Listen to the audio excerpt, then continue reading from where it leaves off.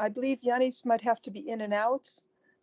So if there's no objections, I will lead the norm session. I would appreciate that, Margaret. Thank you so much.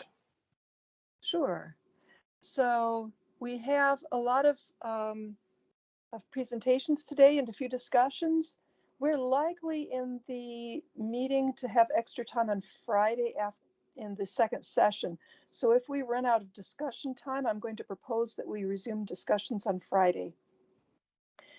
We begin with presentation 205 from Lucas. So please go ahead. Thank you. Yeah, let me try sharing my screen.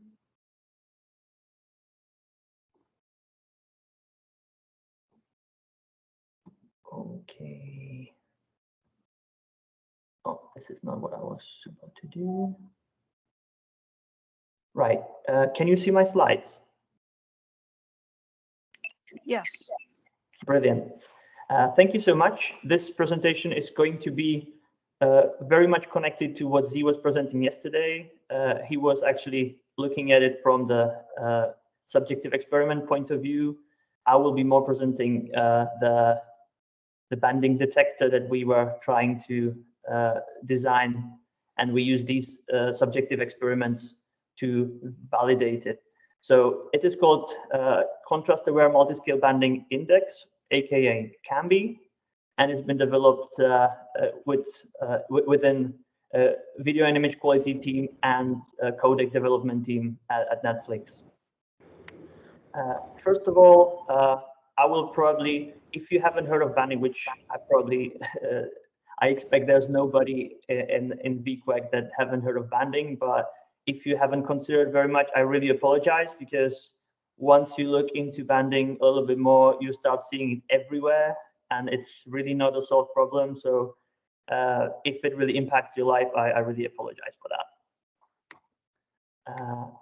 Banding is virtually the forced Thurscase-like edges in otherwise smooth regions in a picture, mostly in transitions, typically in the sunsets, or just virtually any sort of smooth transitions. One of its most prominent causes is quantization in video encoders. That's what we are really interested in, because the problem of introducing banding into something that didn't have banding before is a problem that we want to tackle. The main, I would say, feature that makes banding really weird to detect is that even a relatively small change to the pixel values can produce really noticeable and annoying artifacts, which is actually what makes banding notoriously difficult to be captured by objective quality metrics. I'm not sure how this looks when transcoded through the teams, but I will make the slides available as well, and you can probably pretty much see the staircase. If you don't, we also artificially colored the bands, so you can see how much banding there actually is in this image. You can see that the objective metrics such as VMAP or PSNR are very high. This is a 50 dB PSNR image, and most is 20 out of 100 when evaluated by participants in our test. So very much an issue from the quality perception point of view. To further amplify this, this is the objective results when they are plotted against the MOS values from the test that Z was talking about yesterday. This is the only 8-bit test, so very much covering the whole spectrum of MOS values. And you can see that VMAP has virtually no correlation with the objective data, with the subjective data, sorry. And PSR actually has a slight negative correlation. So this is something that the metrics do not capture at all at this point. So there were 86 videos. We used 23 subjects in the 8-bit test, and these are the results for that. We also tried to evaluate some of the state-of-the-art banding detectors. The problem is that they are mostly tuned towards the user-generated content, and also only 8-bit images. Nevertheless, the B band, which is from ICAP 2020, was able to much better tackle this problem, but we still see that the correlation is around 0.69 Spearman, which is not the highest that we could hope for. So we tried to design something else, and we came from it from a slightly different angle, because most of the recent approaches were either using machine learning or some sort of false edge detection. We tried to do it something else, and I have some notable features that I would like to mention about the detector, and it's basically this actually goes even to the subjective test. It was really focused on detection of banding in high quality encodes, because that's where the banding is most prominent, when you don't really have any other artifacts. It's a really good quality video, but you still have these small changes that are resulting in this problem. So actually, most of the videos in our test had VMAP over 80. It was really high quality videos with even very severe banding. We wanted the algorithm to be able to deal with different resolutions and also with dithered content, because that's what happens when, for example, 10-bit content is being scaled into 8-bit content. There's some amount of dithering, which is the injection of a small amount of noise to actually hide these staircases that happen due to the quantization when we are going into a lower bit depth. But even if, for example, FFmpeg does it on its own, it does it by default, it does not really take care of all the banding. So Cambi should be actually able to capture dithered content and capture the banding in it as well, although it is evaluated as being less severe as when the banding is full-fledged. It has been validated on subjective data from both 8-bit and 10-bit SDR content. And currently it's been open source as part of libvmap, so as part of the VMAP package that is available on GitHub. And it's been published in PCS, and there's also a tech blog that is really directed into Cambi. To mention more about how it works, it's a white box solution. It uses basic principles of human vision and has few parameters that are virtually perceptually motivated. So there's really nothing to really train with respect to Cambi. It's done on the Y component only.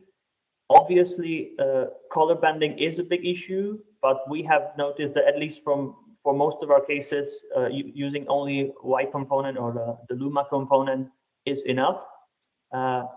And it's actually done in 10-bit even when the content is 8-bit. So even for 8-bit content, we convert it to 10-bit, use the anti-dithering there in order to be able to actually capture the presence of dithering.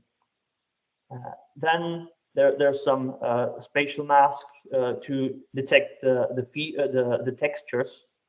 So we actually only see banding in flat regions, so that's why we don't really want to be confused by the presence of textures. So we detect textures. Then we use this contrast-aware pixel-wise banding detector, which is virtually calculating different differences within a mask and trying to figure out which one can contribute to banding and which shouldn't. Then we introduce luminance masking, because in especially higher luminance values, the banding is sort of masked by the fact that the luminance is so high, so the staircase is hidden and it's not visible for human eyes. And we do this on 5 different scales. This brings us to 5 different banding maps, which are basically just covering different sizes of the bands that can be seen. And at the end, there's just a spatial pooling and temporal pooling if the input is video. And at the end, we are calculating the index. Now, We have seen, and we were delighted to see that it actually does significantly outperform existing metrics and the bending detectors on the content that we tested it on. And it might be specific, it might not work as much on user-generated content since it hasn't been tested on it very much as yet. But it works for both 8 and 10-bit videos with very, very reasonable correlation. Now, after open sourcing it, we had a chance to discover how beautiful it is to open source things and actually get to find corner cases really quickly, because within a few days, there were already some cases posted where Cambi fails. So we had a lot of things to work with afterwards. So for example, looking at this image, you can see that there's very, very clear banding, yet Cambi is of 1.75, which is something saying that there's almost no banding in the content. So what happened? How is this even possible? Do we have a problem? Is Cambi really not working at all? Actually, when we analyzed the frame, we realized that it's been created by converting it to 6 bits and back. And Cambi currently does not really look for bands that are so distant from each other, because actually when it's going to 6 bit and back, the difference between the consecutive bands is pretty high. And there's a design choice in Cambi that we are not looking into these as a default, because the probability that these are coming from banding and not from the edge is actually much lower than if you are considering only like the bands with a shorter proximity. So on the other hand, this is a problem because we don't really want to see cases like this, and we want to be able to capture those. So even though the codecs that we normally work with do not seem to produce this banding with such distant bands, we want Cambi to be able to capture that. And we do have a parameter that can be changed to make it happen. And after open sourcing it, we actually decided that it's better to introduce this parameter, also make it available to the users. So if you're interested, you want to try it, on Cambi user page, we have already introduced it and explain it. It's called macular contrast. And when you change that, you will be able to capture even cases like this. So when we do change that, so the default value for macular contrast is 2. When you change it to 3, it leads to Cambi changing from 1.75 to 13, which already says that there's a severe banding in the image, which is good. That's what we wanted to see. It does slightly affect the correlation, and that's mainly because of the fact that I mentioned earlier, that now we are also having some false positives there, because we are capturing some things that were saying this is banding, and even though it's actually part of the content. So what can take care of this potentially is full reference variant of it, which is something we are looking into at the moment. Now, in order of the future work, we are integrating VMAP into integrating Cambi into VMAP as a feature. So ideally, VMAP in the future should be able to also capture banding and factor it in when calculating quality. We would like to map the Cambi scores actually to some more interpretable scales, because currently, as I was mentioning, there is this like value of 13 is a lot of banding, value of 1.75 is not. We actually have a rule of thumb of Cambi of 5 is where the banding starts being visible. But yeah, we want to actually remap this into something more interpretable, such as VMAP has it. We are working on the full reference variant, as I talked about, and also we're thinking of extension to HDR, even though banding in HDR, especially in 10-bit, is not really that much of a problem. It would be if it actually appears. So we are more looking into how much that is actually happening, and if so, can we capture it? With that, thank you very much for your attention, and I'm looking forward to questions.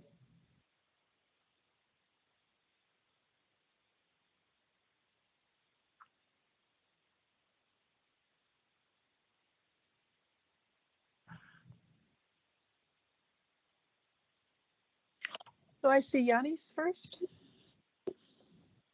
Thank you, Margaret. And of course, thank you, Lucas, for a really good presentation. I think in summary, very good work. Very few things that I should add. Just for clarification, you said that the dithering is taking into account, and I'm presuming you're talking about the dithering that happens at the source, not at the potential output of the decoder as a post-processing operation that could actually, quote unquote, solve the problem, right? Right. So what we are trying to do is detect the dithering that is, and no matter where it happened. So we do consider mostly the dithering that is applied by FFmpeg, but if the same dithering is also applied as part of post-processing, should be able to deal with it. Although it is true that there are many different types of dithering, and potentially there are some, especially if they are like more, let's say, invasive in a way, that they are really like having larger amounts of the image data. Yeah. Then we probably won't be able to capture those. But yeah, the idea is to have no assumption about what has happened to the content and be able to evaluate the banding as it is. All right, thank you. Okay, and Werner? Yeah, so thanks for this work. I saw all the commits on GitHub and I followed it. It was interesting to see it developed. And I was just curious to know why you chose to do this as a no reference metric first, because it would seem to me that like doing this as a full reference metric would be like a low hanging fruit because you already have the framework in place and it's easier to detect, etc. Could you elaborate what the reason was for going this way? Sure. Actually, I would say that design-wise, this was first thought of as a completely separate thing from VMAP. And also, it goes to the fact that it is, at the moment, algorithmically quite heavy. So there's a lot of computation going on, and doing it twice for actually not being able to detect any banding in most of the sources, it felt like not really being that useful at that stage. Currently, we're sort of shifting from there because of this problem of like really like higher staircases. But in general, it still seems that most of the sources don't have banding in them, and then it's like sort of a wasted compute in a way, if that makes sense. Yeah, I see. Thanks. Okay, Cosmin?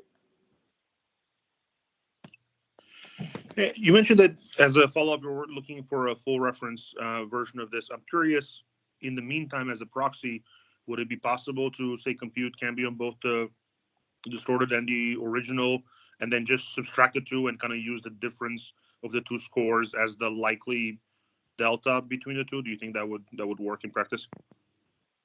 Yes, and that's the first solution that we actually have introduced, and now it's being pushed into the VMAP package. So that is the first solution, but obviously it would be better to have it like the proper way. On the other hand, we are not even sure if it's necessary, because it is possible, since most of the sources don't really have banding, that this would be taking care of most of our problems that come with the full reference. So yeah, thank you. That's a really good point. Okay, Yilin? Hi, this is Yilin from YouTube. So in practice, we also have some case where the banding only appear in local region, or although it appear in foreground background, maybe only visible in like a background. So does your method have such way to do like content-wise reweight? Yeah. Yeah, thank you. A really good question. We do, and currently this is taking care of the spatial pooling, and we are using the top 60% pooling at the moment. So we're taking the 60% of the worst cases within the content. This is a parameter that can be changed, but the 60% seem to be working. And within our data set, we did have some cases where the banding was only very, very localized. So we are pretty confident that it should be reasonably working for these cases as well. also depends on the use case there.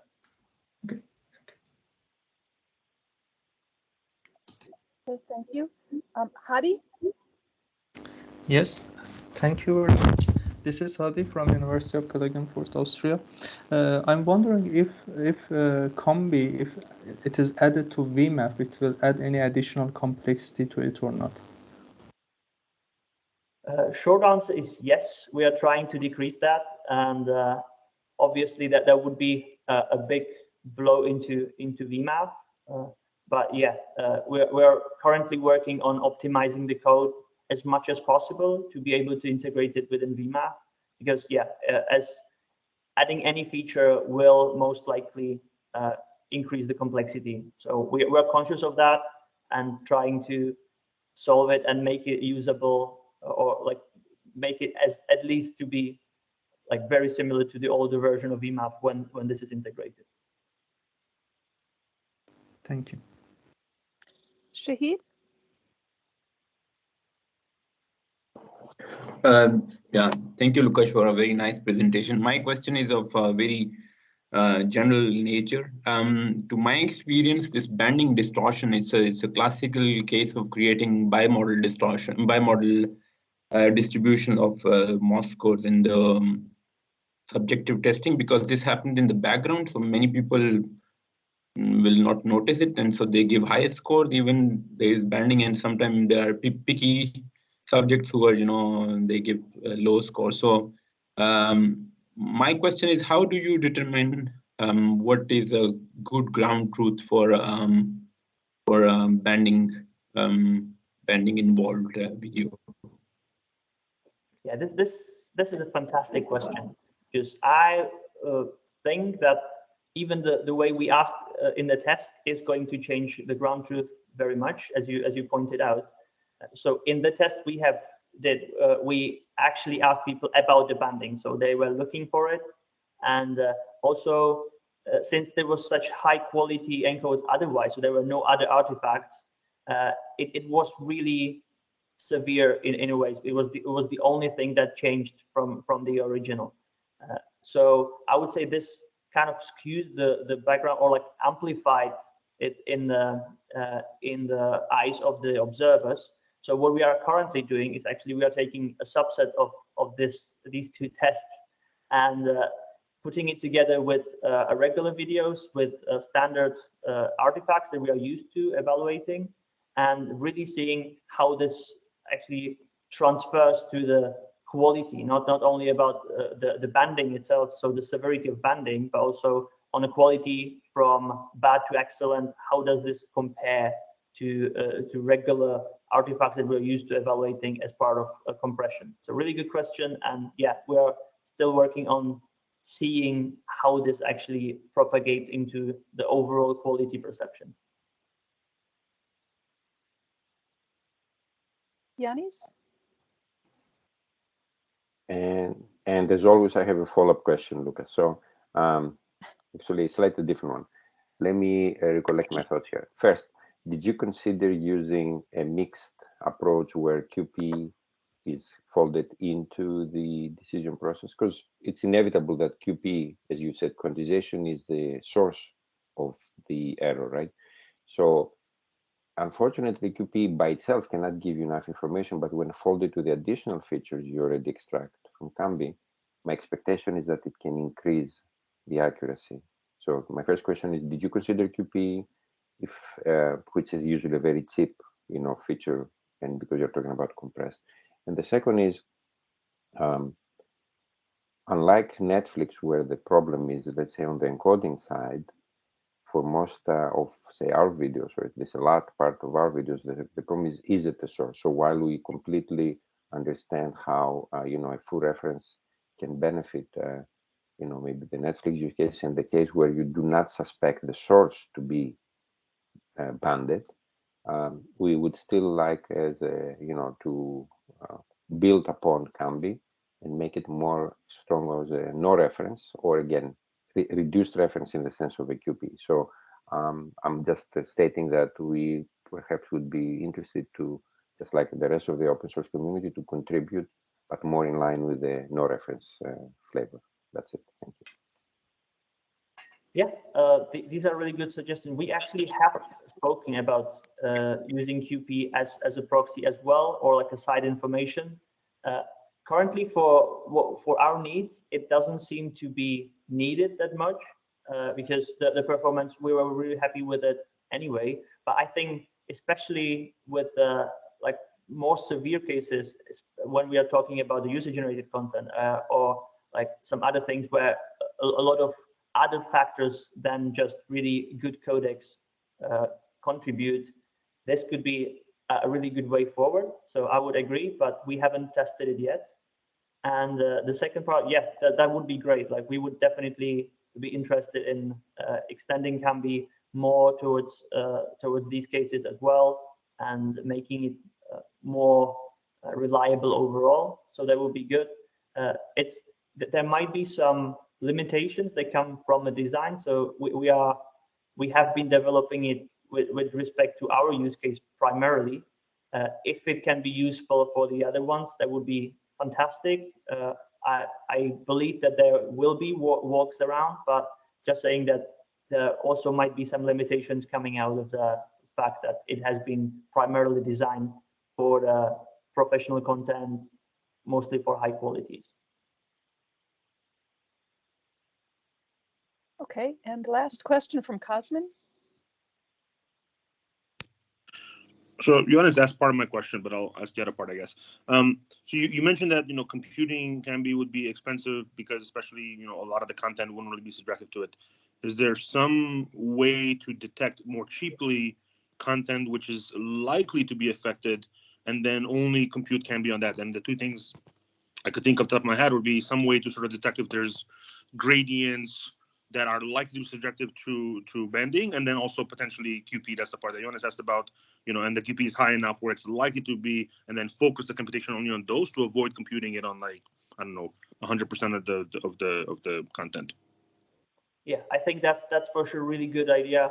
There will be also some gradients calculated as part of VMAF in general, so there might be a way for us to know that in advance. So yeah, I think this is a really good approach and something we should consider in the future. We haven't done it yet, but definitely a good suggestion. Thank you for that.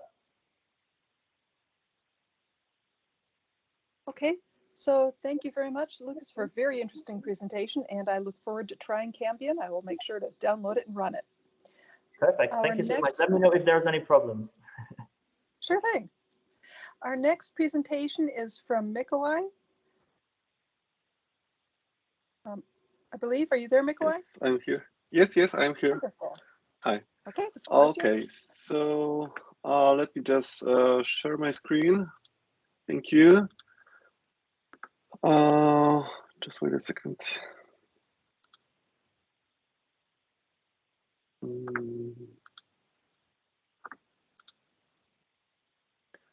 Okay, can you see my slides? Can someone confirm that you can see it? Okay, great. So basically what I would like to tell you today is about the user-generated content detection, or actually the detection of two kinds of content, which is the user-generated content and in the wild video content. And this is kind of the follow-up of the presentation I had a couple of months ago at the previous VQEG meeting. This is basically a work in progress project, so do not expect some let's say tangible results. It's just like an update on what is happening here, and I hope maybe like at the next VQEG I will be able to present some results. Okay, so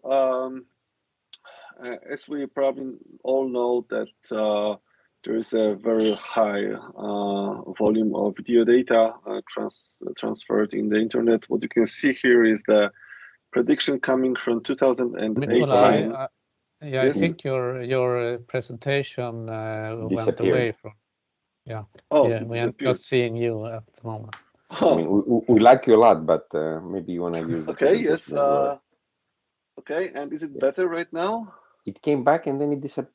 Now it came back again. Okay. If it disappears again, please tell me. Okay. I don't know what is happening. Okay, so this is the prediction coming from 2018 about the volume of video data to be transferred over the internet coming from Cisco. But actually, this is so in 2018 they predicted the huge threefold increase of the IP traffic, and most of it was meant to be the video traffic. However, it was done before the pandemic, so I believe this is much more right now, but then I don't have the current data actually.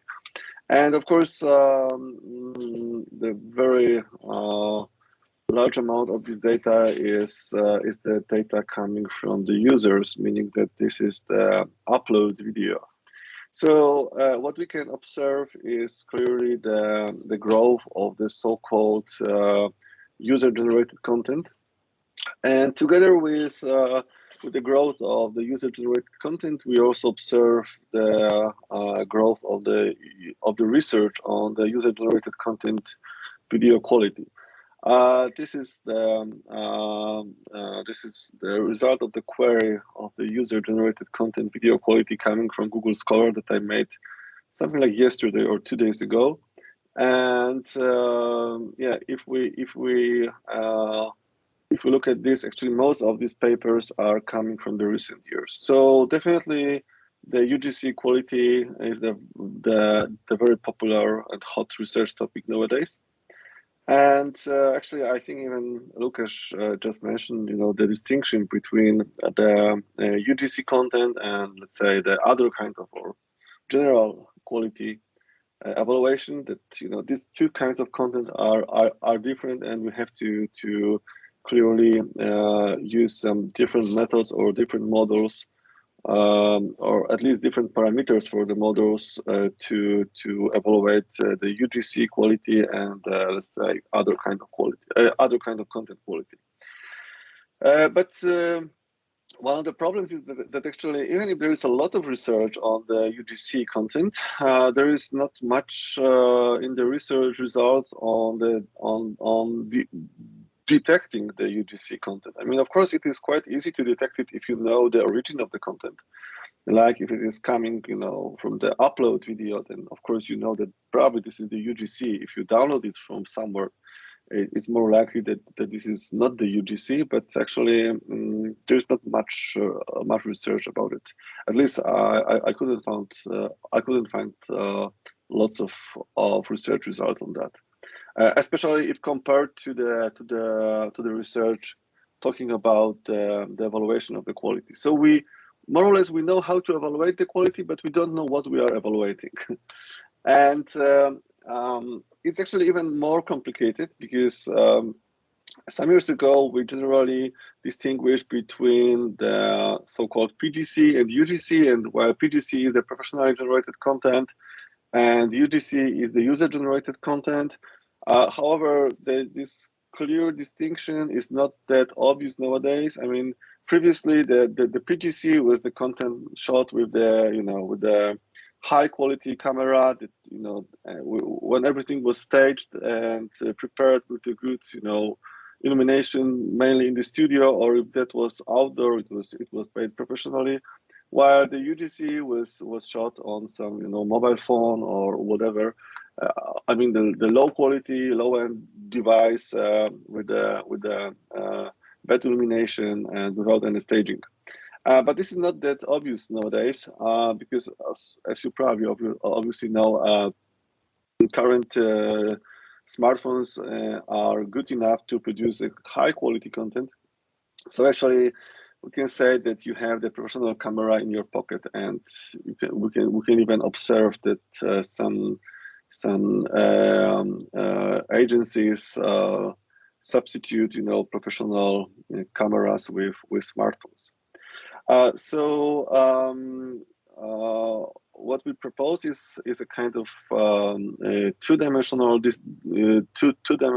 distinction between the content. So besides the PGC and UGC, which only tells about the origin of the content, we would like to talk about the distinction coming from the distortions. So we can say that we can have distortions coming from the wide, like there is a content that is shot in the wild, and the distortions that are coming from some synthetical operations that are applied on the content.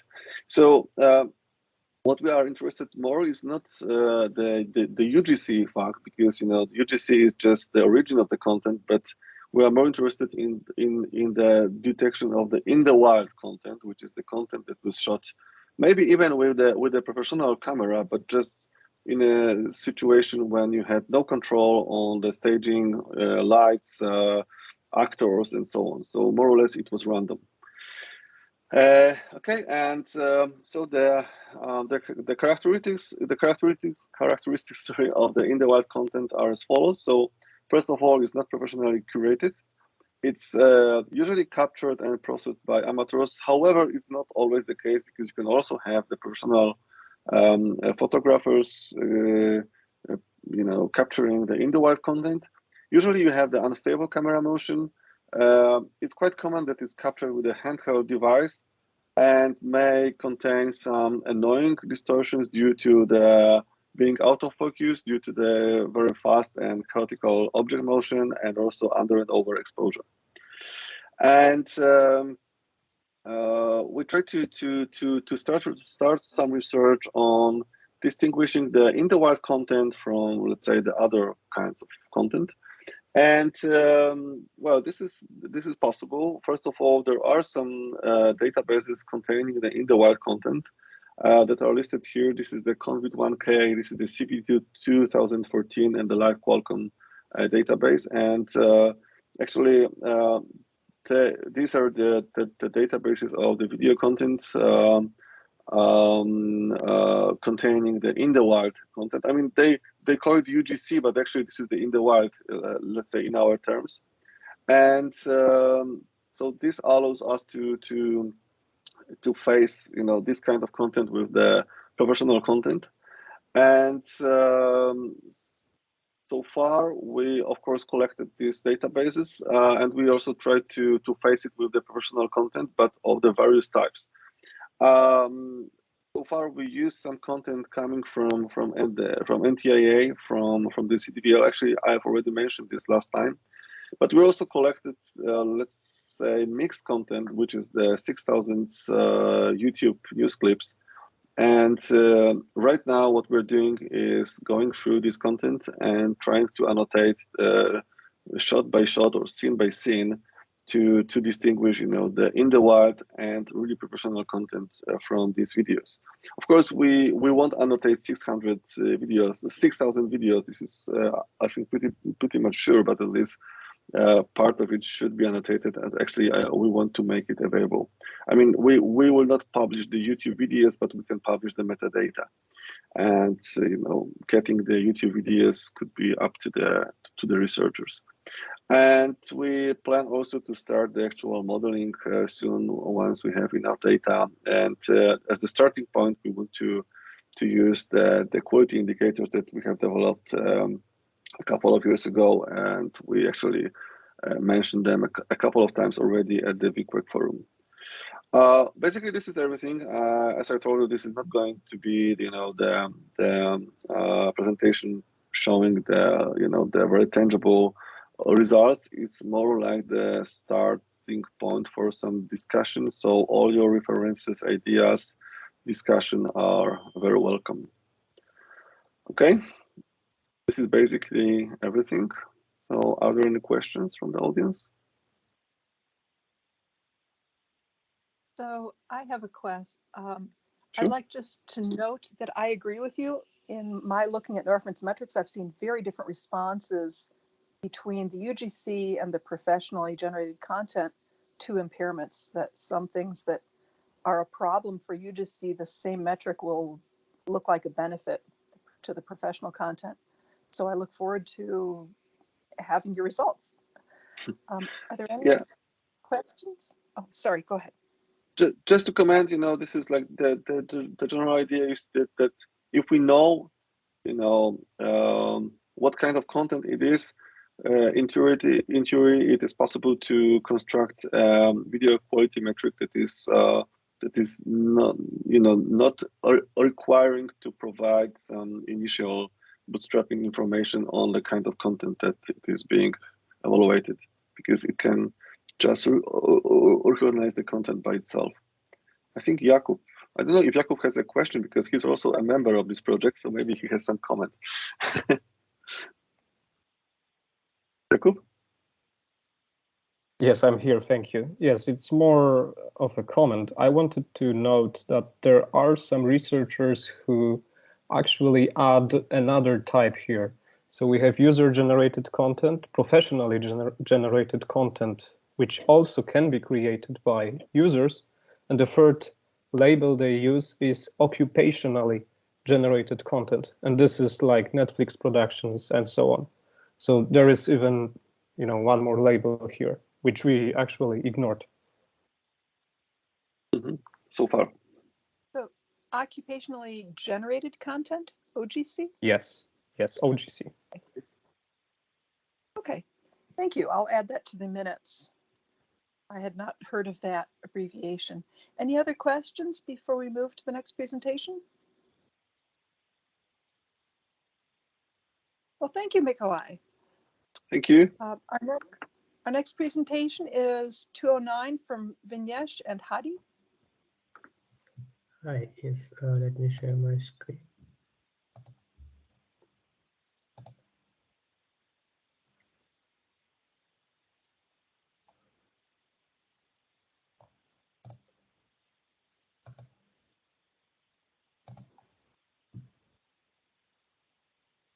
I hope my screen is visible now.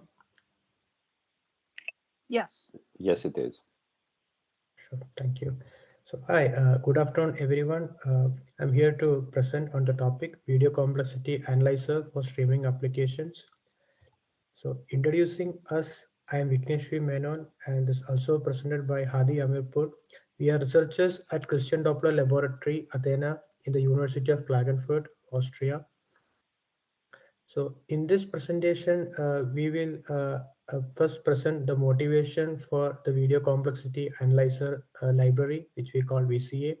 And then we will explain the features which are predicted by the VCA, followed by some of the experimental results compared to the SITI metric. And then we will discuss some applications and the future roadmap of this open source project. So first, the main motivation of developing a VCA module is to have an online prediction system, which is basically tailor-made for the live streaming applications. So we are aware that the current state of the art spatial and temporal complexity features in most of the applications in research papers is spatial information and temporal information, which are called SITI metrics.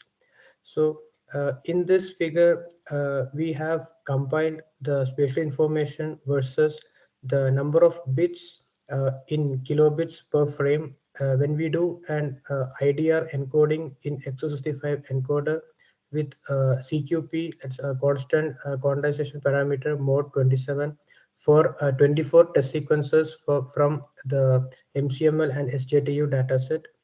So then we observe that the Pearson correlation coefficient of this is approximately around 0.79. So we do this mainly based on the intuition that the number of bits per frame is a very good indicator of the real ground truth complexity of spatial complexity of a video. And another observation that we have is regarding the time taken for computing the SITI features. So we evaluated the SITI feature from the source code from the telecommunication telemedia assessment SITI GitHub repository, and we observed that for a 4K video it takes approximately around 0.2 seconds. That is approximately around 5 frames per second, while for 1080p, it is approximately about 20 frames per second.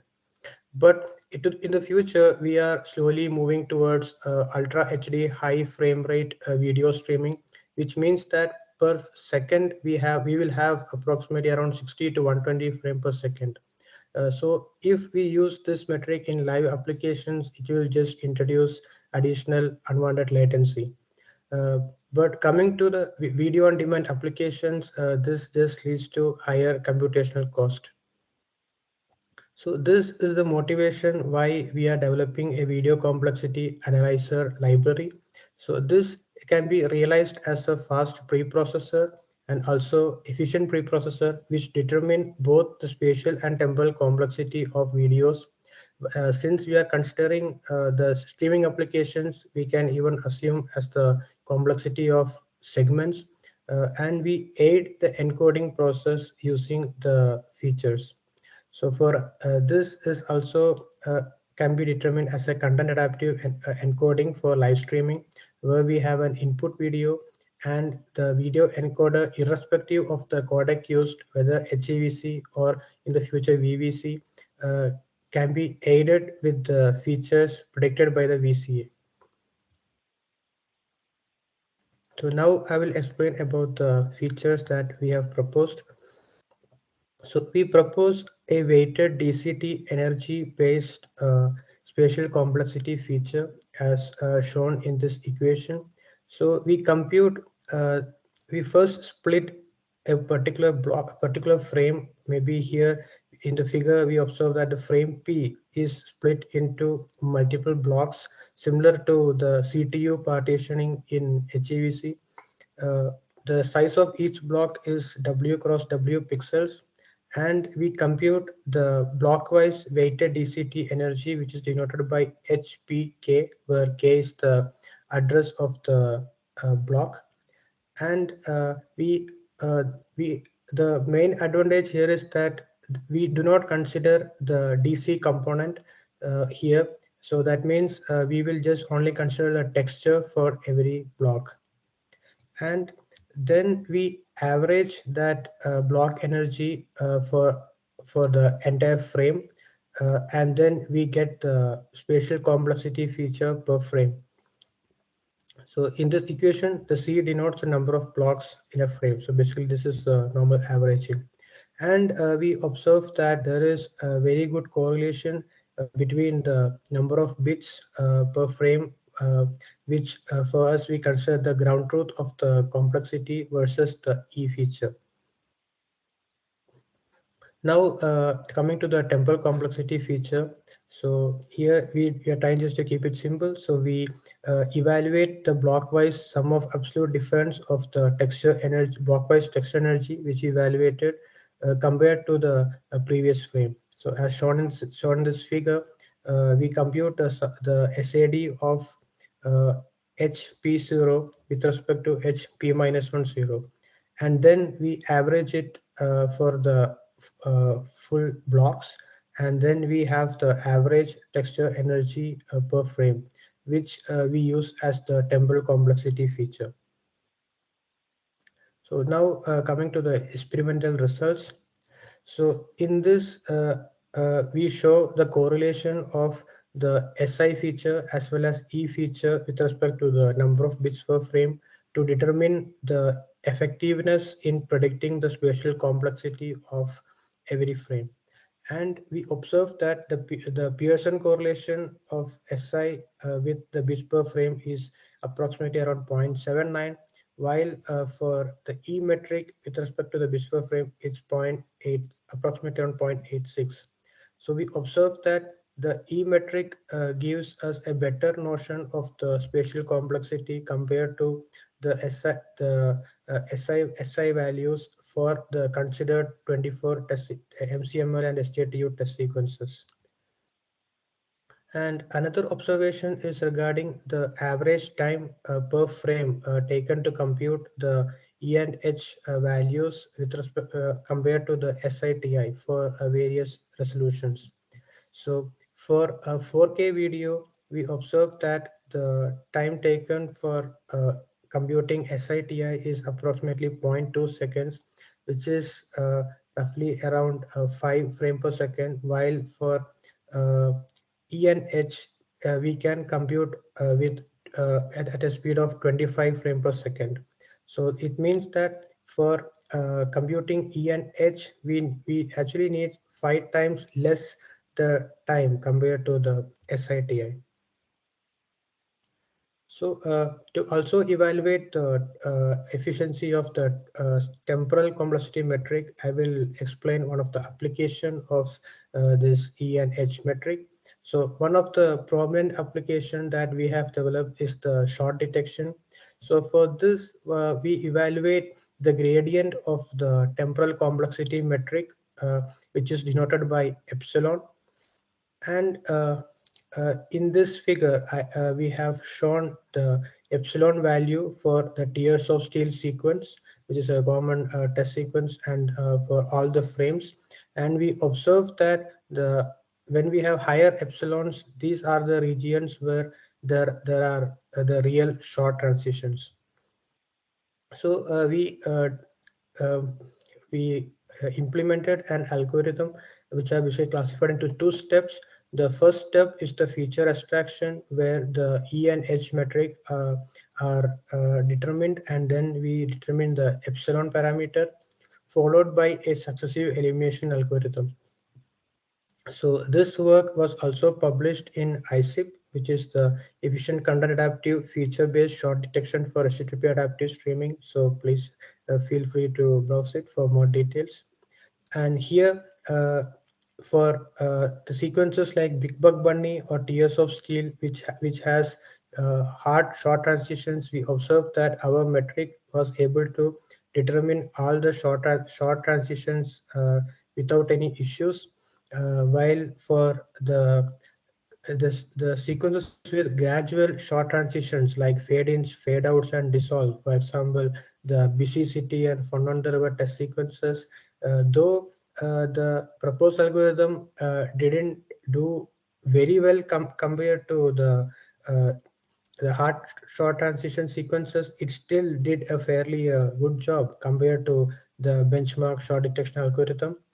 So in this work, we had used the default short detection algorithm of X65 and also X64 as the benchmark.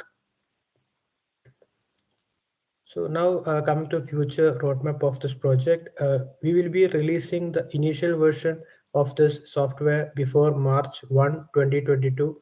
And we will be also participating in the open source competition for ICME. And then at present, we are adding the multi-threading support for VCA. As I had mentioned earlier, we have a speed of approximately around 25 frame per second for 4K sequence.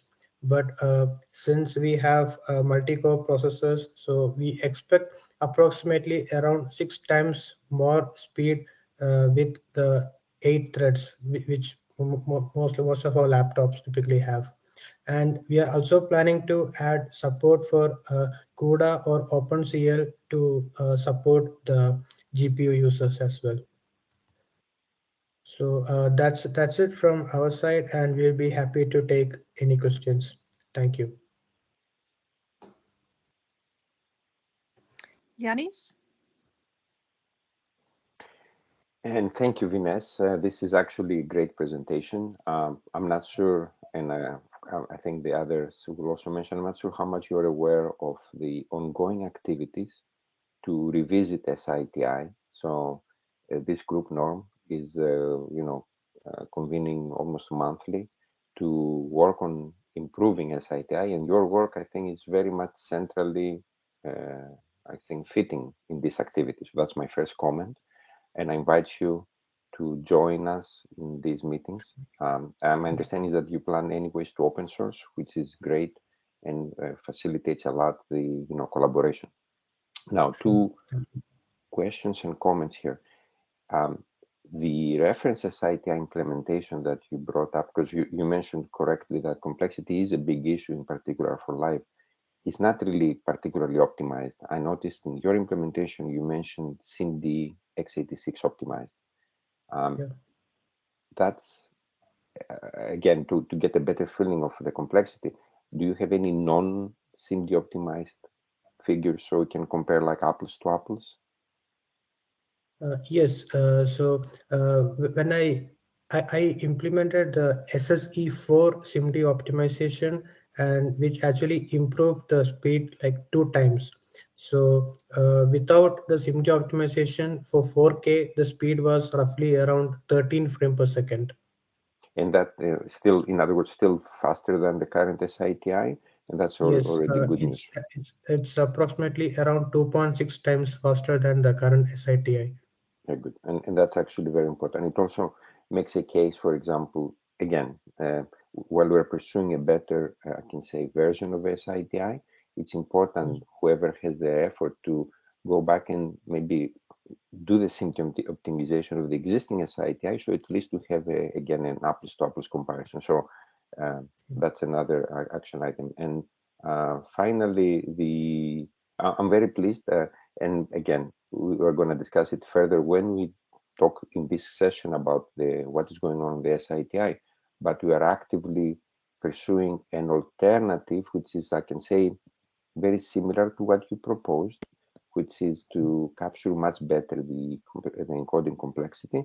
And I will stop here because I think we're going to have a better chance to explain how that works and how perhaps we can marry the two approaches into something that is really better and serves the industry.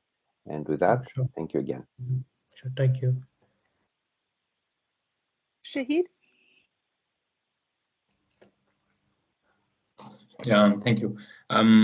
My comment is actually an extension of the comment that Yanis made. I think in that group, there is a certain understanding about what is the ground truth that we should take for encoding complexity. And I think in this presentation, you took as some kind of a normalized bits per frame as a ground truth. My only comment is that the actual encoding complexity can be better ground truth by analyzing the rate distortion curve. That is how does the distortion behave over a range of bit rates and not on a single bit rate, because the ground truth that you are using can be a bit wrong in certain cases. So I think there was a presentation last week from Werner where he used such a ground truth by characterizing the rate distortion curve of the video. And in the afternoon session, I'm also presenting a video where that ground truth is used. So just as Shani said, we welcome you in that group. So probably we can have a more thorough understanding of what you are doing and what we are doing. Sure. Yeah.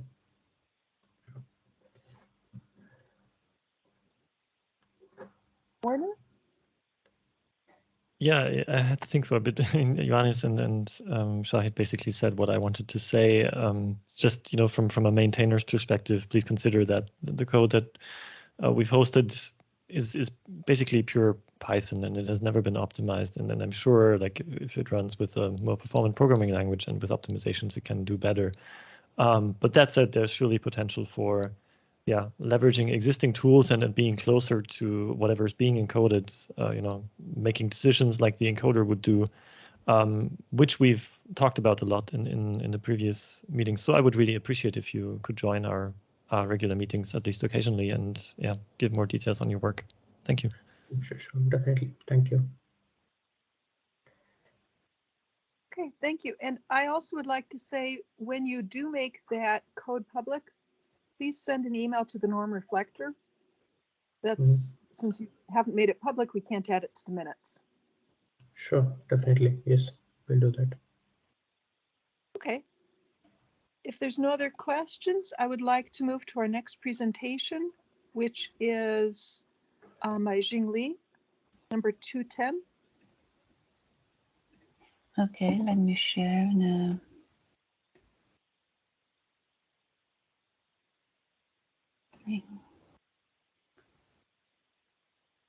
Okay, can you see my slide? Yes. Okay, great. Okay, my name is Jingli, and today I'd like to introduce our recent accepted paper. In fact, this work was done last year. It's about perceptual quality assessment of internet videos. So for the internet videos, we define it as the UGC plus PGC and OGC. And Mikolash already explained a little bit for the UGC and the PGC part. And in our case, we also consider the OGC part, which just a very simple example is such as the movie produced by Hollywood or the drama produced by Netflix, such kind of videos with extremely high quality. And for the UGC part, we think that the videos are generally captured, edited, and eventually uploaded by the users. So the contents are diverse, and in most cases, the quality is uncontrolled. For the PGC part, generally there will be a photographer, a very professional photographer, to capture the videos by the very professional devices, and the contents are well designed, so generally the quality are guaranteed. And because you may know that I work at Alibaba, and at Youku it's kind of similar to YouTube, but it's a Chinese version. So in this website, let's say, or a streaming platform, we have diverse contents. So in this case, we need a general quality assessment solution to deal with these diverse contents. So the input can be any videos, and the output is a perceptual quality score. And from another part, that in most cases, there's no reference, especially for the UGC and the PGC, there's no reference. So the input can only be the videos on the test, and then the output is the perceptual quality score for this video. And the challenges, of course, are two parts. One is the data, and the other is model. So for the data part is how to collect the subjective score. As we already discussed, we need a reliable label for each video. And nowadays, as you know, we prefer to use the deep learning model because the inference time is quite fast.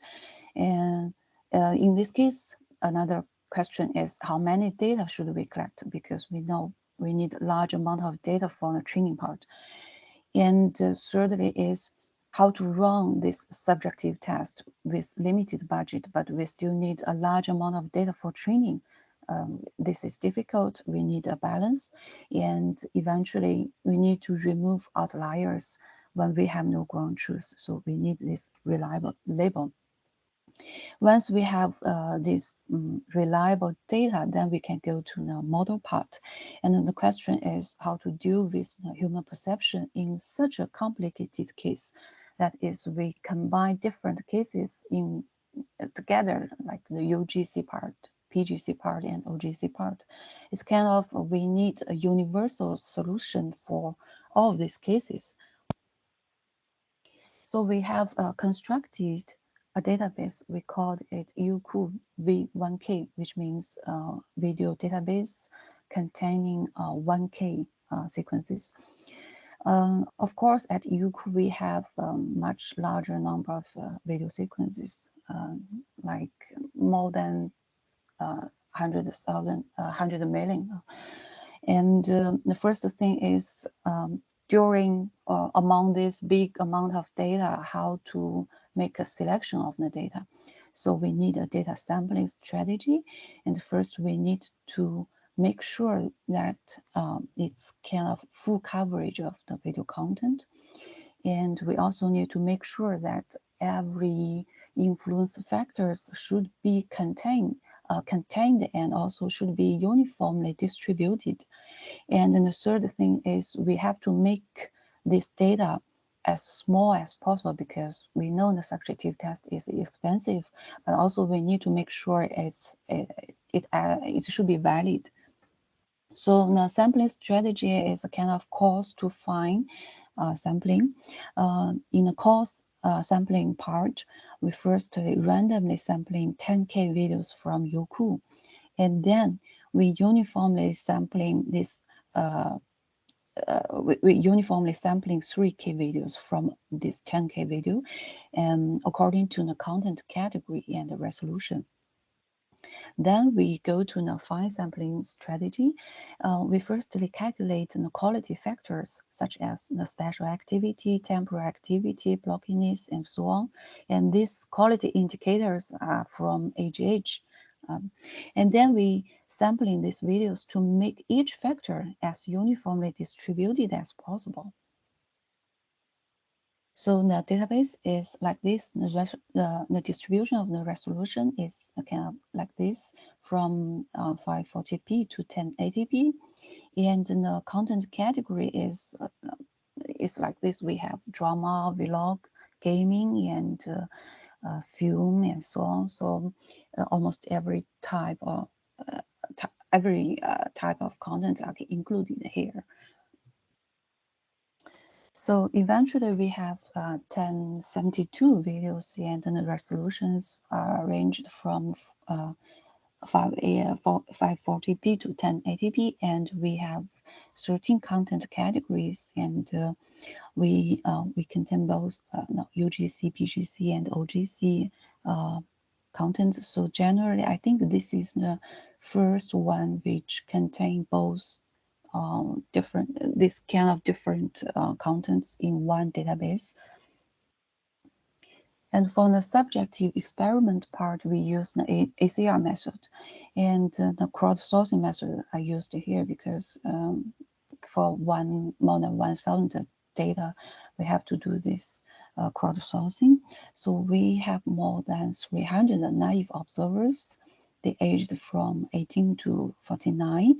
And for each observer, we give them approximately 100 video sequences, but the observers can stop their task at any time. And also this 100 make sure that there's no visual fatigue issue. So in total, we have more than 22,000 labeling. And for each video, the average labels are more than 15. So we think this number is already enough. And during the test, the videos are randomly presented to each observer. The observers watch the videos on PC, and the viewer distance is not controlled. So we ask the viewers to do the watching just as they usually do. After collecting the data, we calculate the MOS, and the standard deviation is shown like this in the figures. Here we use a data cleaning method. It's our previous work published last year at ACM Multimedia. It's a probabilistic graphic model for data cleaning.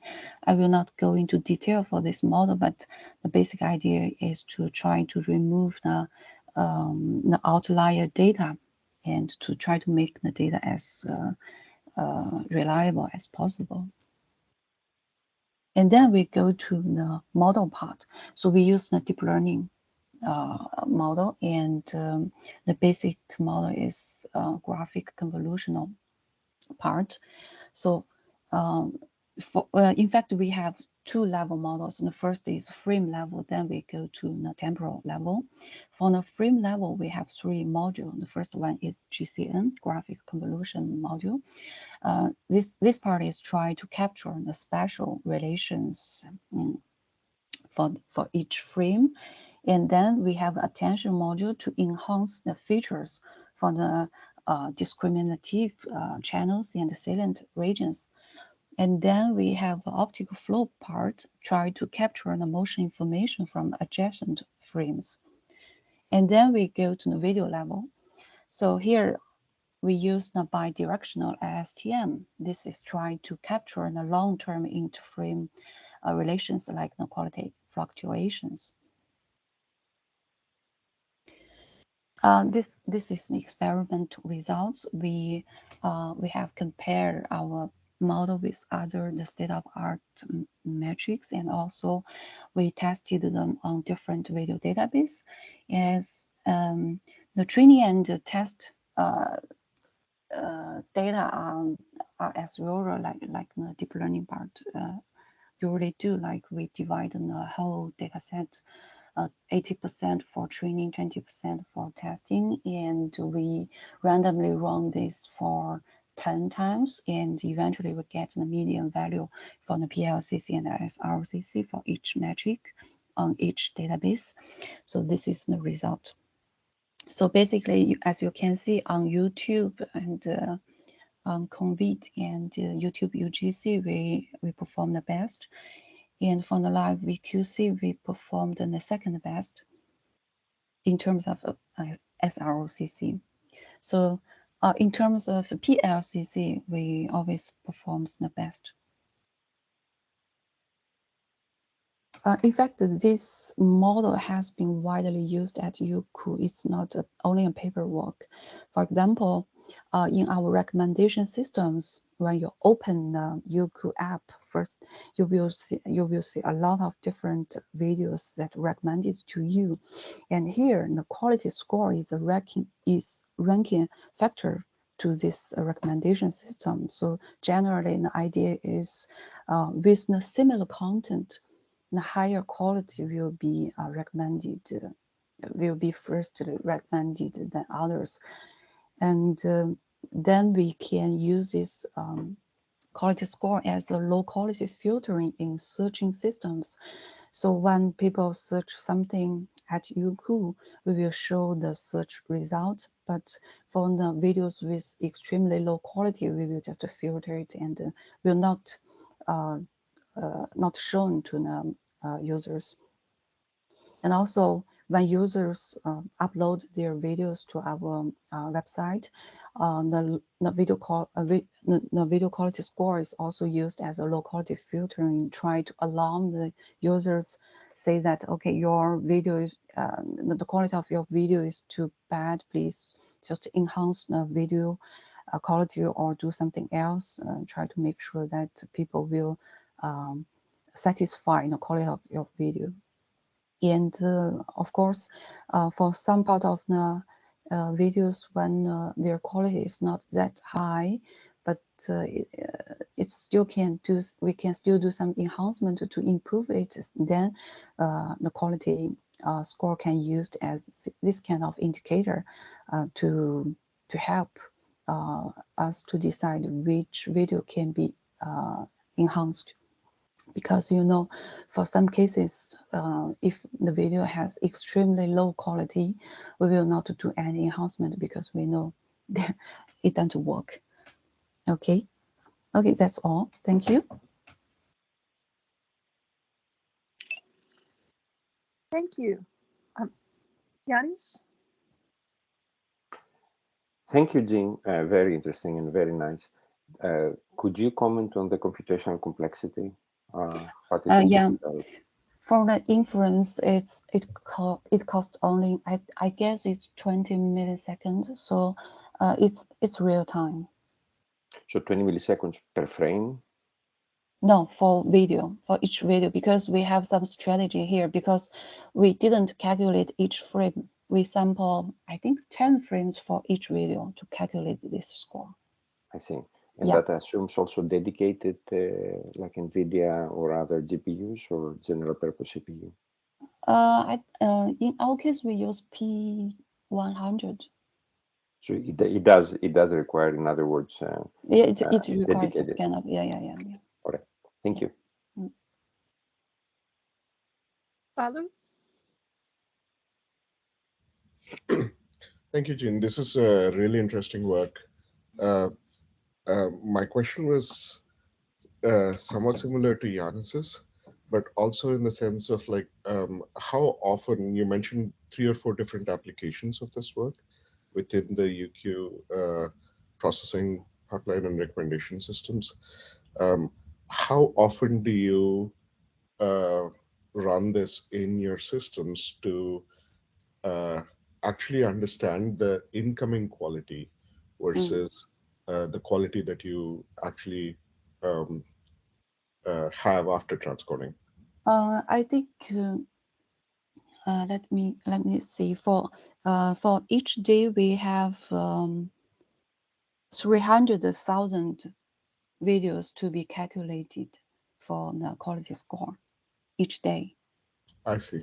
Yeah. So it's a proportion of the videos that are coming in. And then I think, yes, it's not all of the videos. It's it's almost a big proportion of the videos every day. Because, you know, for the users and for us, we generally uploaded a lot of videos every day. So from this, we just select the most important part, because not every video will be delivered to the users. Yes. No. Yeah. Cool. This is really helpful. Oh, one other aspect of this, one last question. Is the open source version, is there a version that you plan to open source, or is there an open source version of this that that is available for testing and such?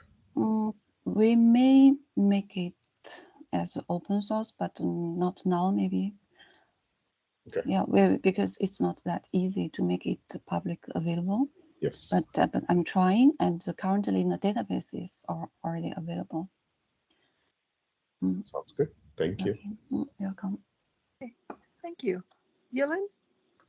Hi, Jing. Very nice work.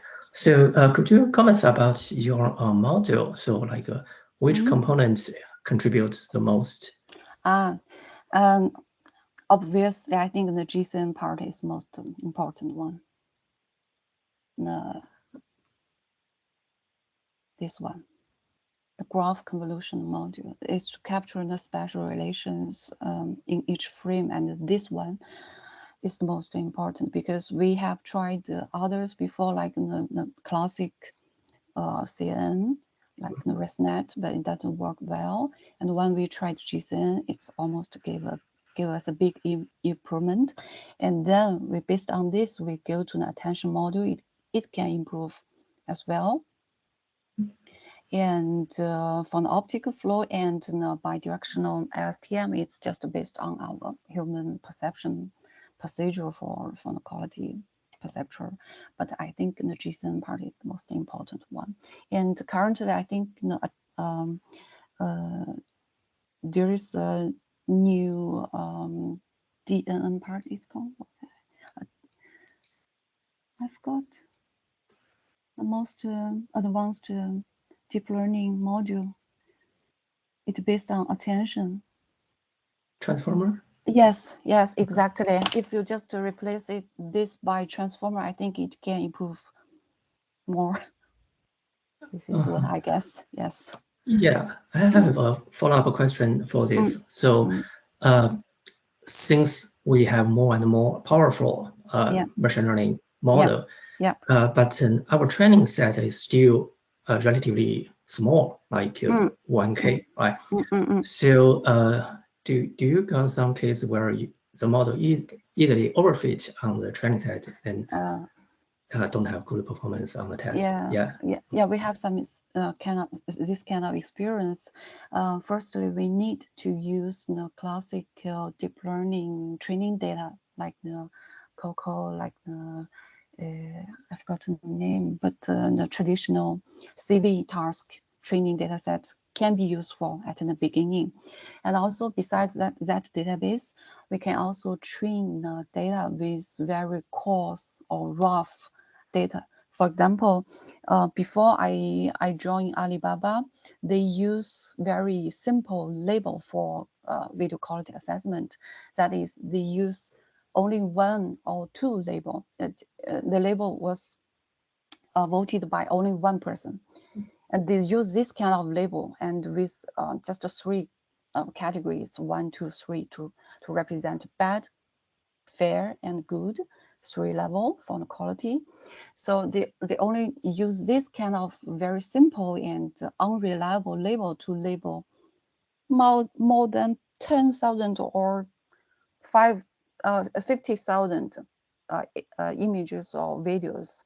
So for this large amount of data, even though the label is not reliable, but we still use it for the training. And then we go to the fine tuning and use our 1K reliable data then it works very well. So from my opinion, you should use the data as much as possible, and then you can go into the fine-tuning session to use your reliable data. Then it works. Mm-hmm. Yeah. Last question. So, how is the model generalizability? So, have you tried to train on one set and directly apply on other set? So, sorry. I mean, so like you train on your UQ V1K, and then directly apply that model on other data set, or you still need to retrain on the other data set to get we did this test in fact, and we report the result on our paper, and I didn't show it here.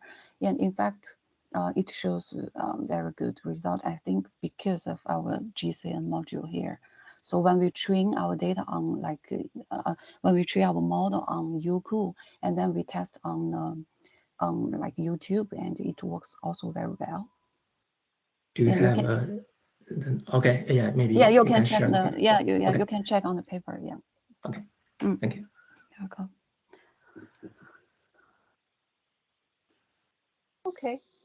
I have one last question before you move on. Could you go back to the slide where you compared your data set to other data sets? Yes. I just want to know when you're introducing it, saying these are the characteristics of the UQ 1K data sets. It was earlier in the presentation.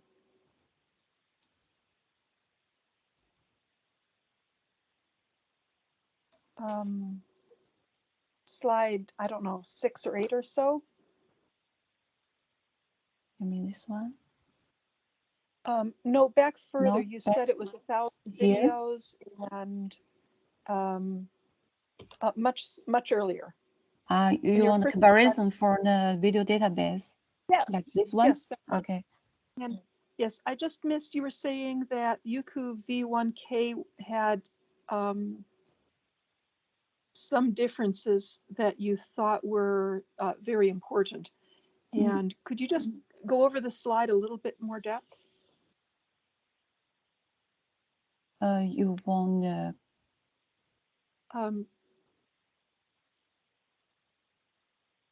no, just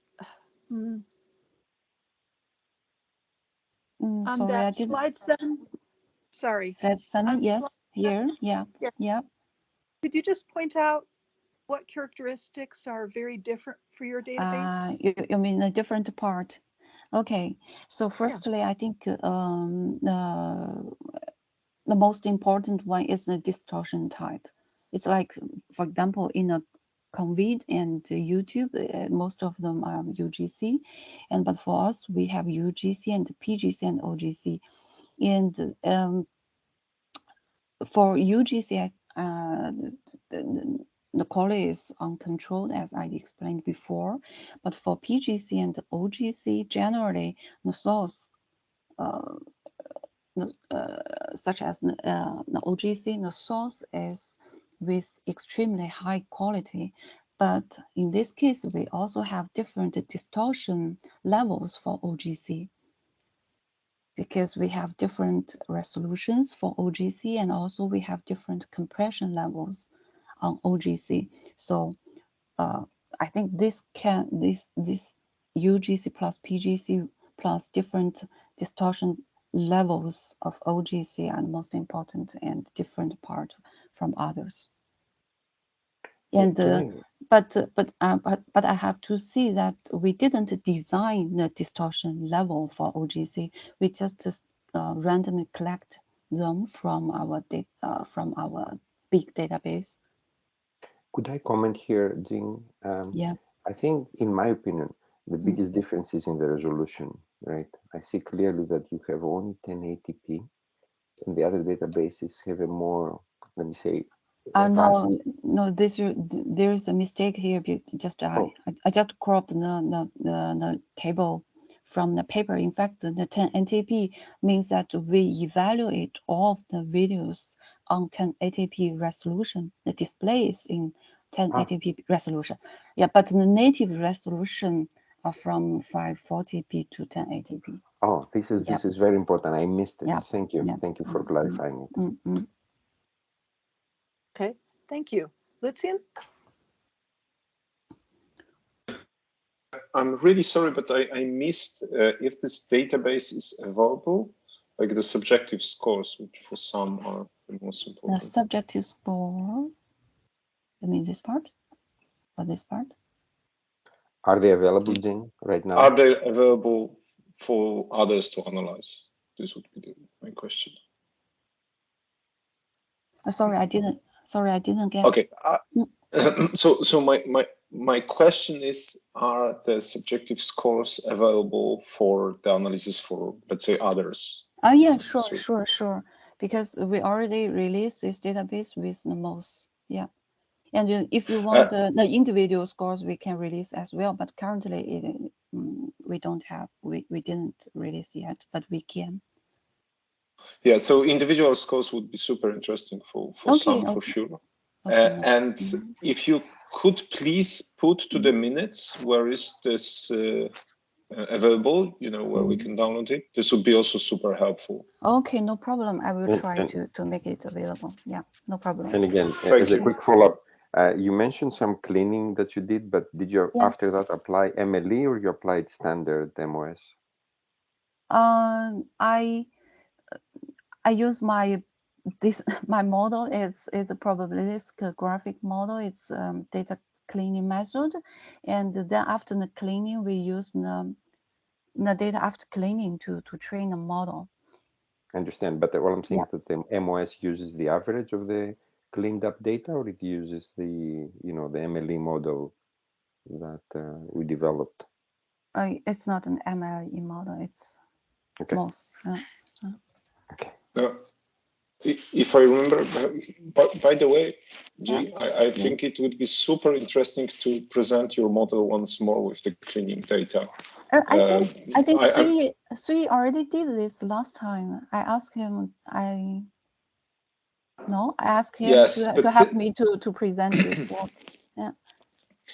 But the thing is that the model is enough complicated that I think that even if it was already presented, it would be nice to try to do it once more and maybe have a longer discussion, maybe during one of the SAM meetings as well, because this model is super interesting. Okay.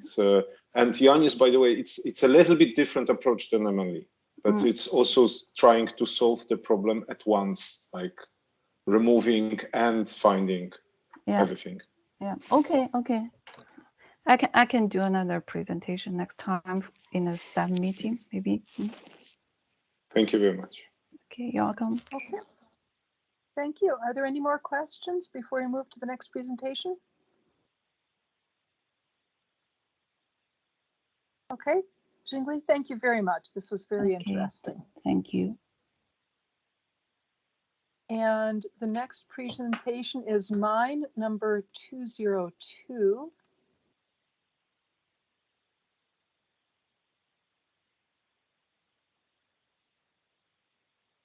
Okay, so I've been considering over the last few years trying to figure out why no reference metrics fail. So when we first started talking about no reference metrics a few years back at a VQEG meeting, most people present said they were interested in no reference metrics, people from industry that is, interested in applying them, but everything they had looked at was too inaccurate to be used. And so my first question is this really true? Are there metrics out there that are available that are accurate, but nobody's seen them? Or if it is true, what's happening? What can we do to increase the accuracy of our research and make no reference metrics more viable? So we began with a discussion of what are the specifications VQEG wants for a no reference metric? What would it like it to be designed around? And these in red are the three characteristics that really struck me as the most prominent. First, we need the no reference metric to provide root cause analysis. So most of the actionable use cases in real-time workflows involved not just saying the quality is high or low, and we heard a use case just now with Jing Li where she's pointing out, no, quality really was sufficient for their needs. But during those discussions, most of the use cases said only the management cares about MOS. Most of the applications, we need to divide this out into what are the impairments present. The second issue was we need a very broad scope of training data because our problems are coming from many different factors. The camera capture, encoding, decoding, transcoding, scaling, aesthetics, artistic intent, image enhancement, the monitor. There's just many different factors impacting, and if the training data is too narrow in scope, then the metric could behave in odd ways that are undesirable. The third factor is that user expectations change, and we want the no reference metric to change as user expectations change or as the use case changes. That is, and for me, that comes down to we would like there to be a way that the user of the metric can easily modify the metric to ignore impairments that they don't care about. And as an example, the broadcasters have stated strongly in several VQEG meetings that they want mean opinion score to ignore artistic intent and to ignore aesthetics, where these might be more of interest to user-generated content applications. We want robust accuracy with minimal operational restrictions, and the key use cases that have come up are video on demand, live broadcast services, first responders, medical, and computer vision. There's certainly been other use cases mentioned. And during our brainstorming, we came up with a lot of other specifications that I'm not going to spend much time on, but the slides are available. You can look at them if you'd like. But for instance, open source usage rights would certainly be helpful. And the one that I would like to draw your attention to is a single metric for both images and videos. That is treating images as a subset of videos where it's just still video. So there are a few unavoidable constraints on mean opinion scores themselves that are impacting our training of no reference metrics. On the subjective testing side, subject rating is a random process. There's some noise. There's a confidence interval around each rating. And as we heard yesterday, the design of the test itself can shift the relative distance between these mean opinion scores somewhat. So we know the subjective testing has a limited accuracy. You can't get perfect correlation between labs. From prior lab-to-lab comparisons, we're expecting Pearson correlation for well-designed experiments conducted identically in two labs to range between 0.85 to 0.99 Pearson correlation, but we're expecting it to be around 0.96. And the confidence interval for a 5-level ACR test, we expect around 0.5 with 24 subjects, around 0.7 for 15 subjects. So we can't really expect our no reference metric to be more accurate than those statistics. Shell has spoken several times about type 1 errors and pointed out that type 1 errors increase as we have more and more no reference metrics compared with the same data sets. And I've pulled from his paper the statistic that if we have 100 media, we can really only use them to distinguish between two no reference metrics. Then we need to have more data so we can make more comparisons. I've, over the last few months, gone through a large number of published evaluations of no reference metrics for modern camera systems. That is, evaluations published by somebody other than the author. And I'm displaying here Brisk and Nike because these are the most often quoted, so I was able to find the most statistics for them. And at the top, the authors of Brisk claim 0.90 and 0.94 Pearson correlation based on their training data, and Nike publishes 0.91 Pearson correlation based on their training data. What you see in independent evaluations for both of these ranges from very close to 0 to somewhere between 0.8 and 0.9, and it looks almost random.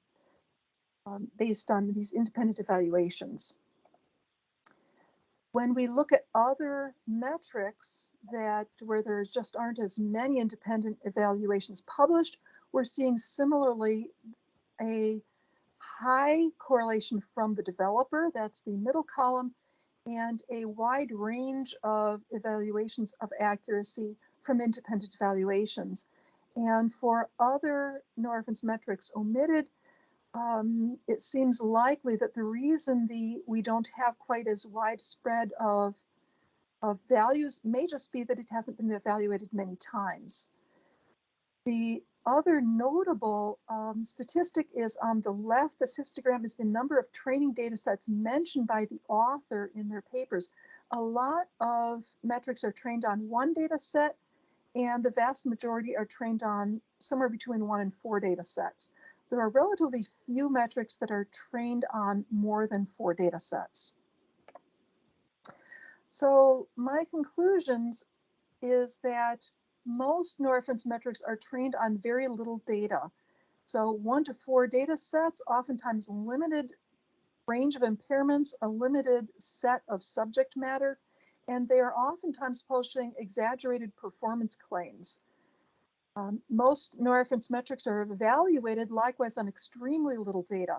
And if you look at these publications that are evaluating them, most of these are just looking at one data set. And because they're looking at only a single data set, the evaluations are very unstable and unreliable. It's not clear whether, for instance, Nike and Brisk are really that bad, or this is just an instability in the independent evaluations.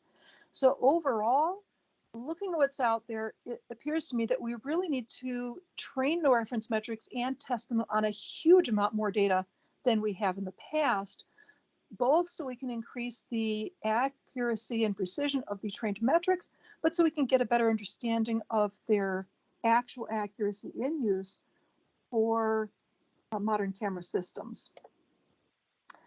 So now I'm going to go into my analyses of no-reference metrics using 12 data sets and comparing the no-reference metrics to mean opinion scores.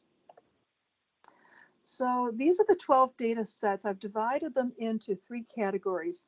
I have 6 data sets that are image quality data sets with user-generated content. And these are the BID, CCRIQ, CCRIQ2 with VIME1, CID 2013, ITS4S2, and the live wild data set from 2016. And I don't have time to go into why I like those data sets, but most of them were designed for the purpose of training no-reference metrics.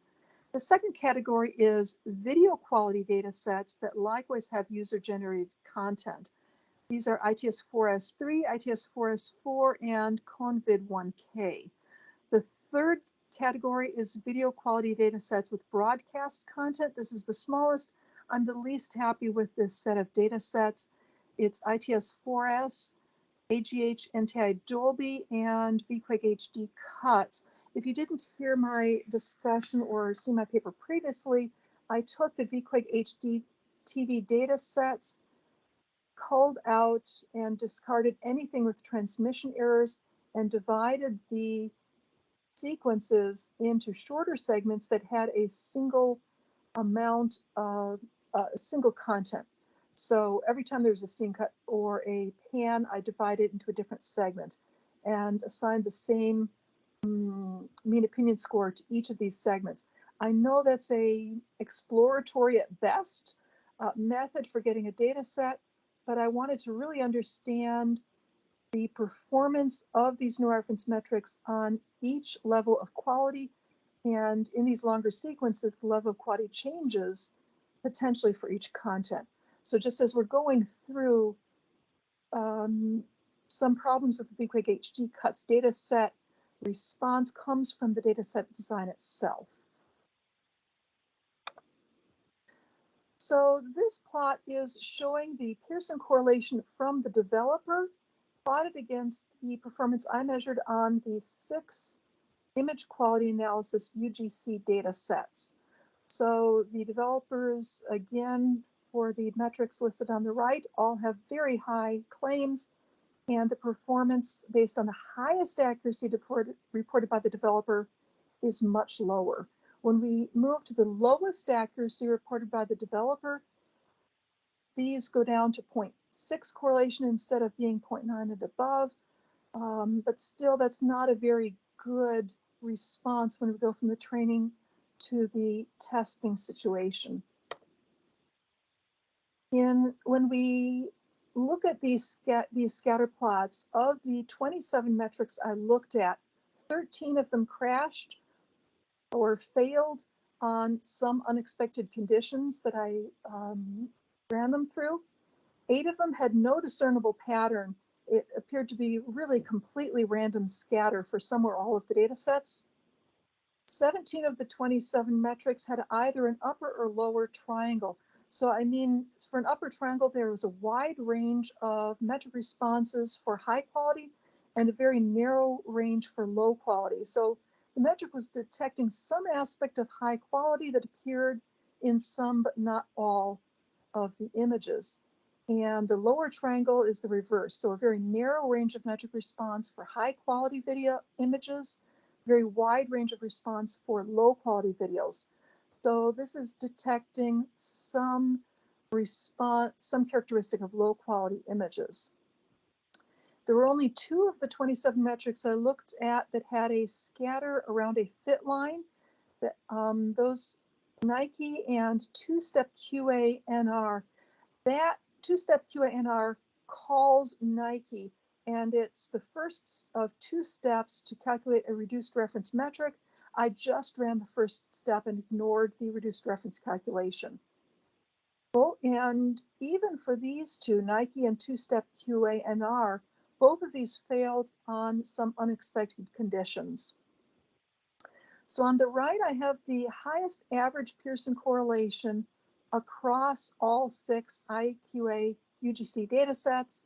As we've mentioned previously in VQEG, averaging Pearson correlation is a bit suspicious. That's not really what you're supposed to do, but it's the easiest way for a quick summary that I have.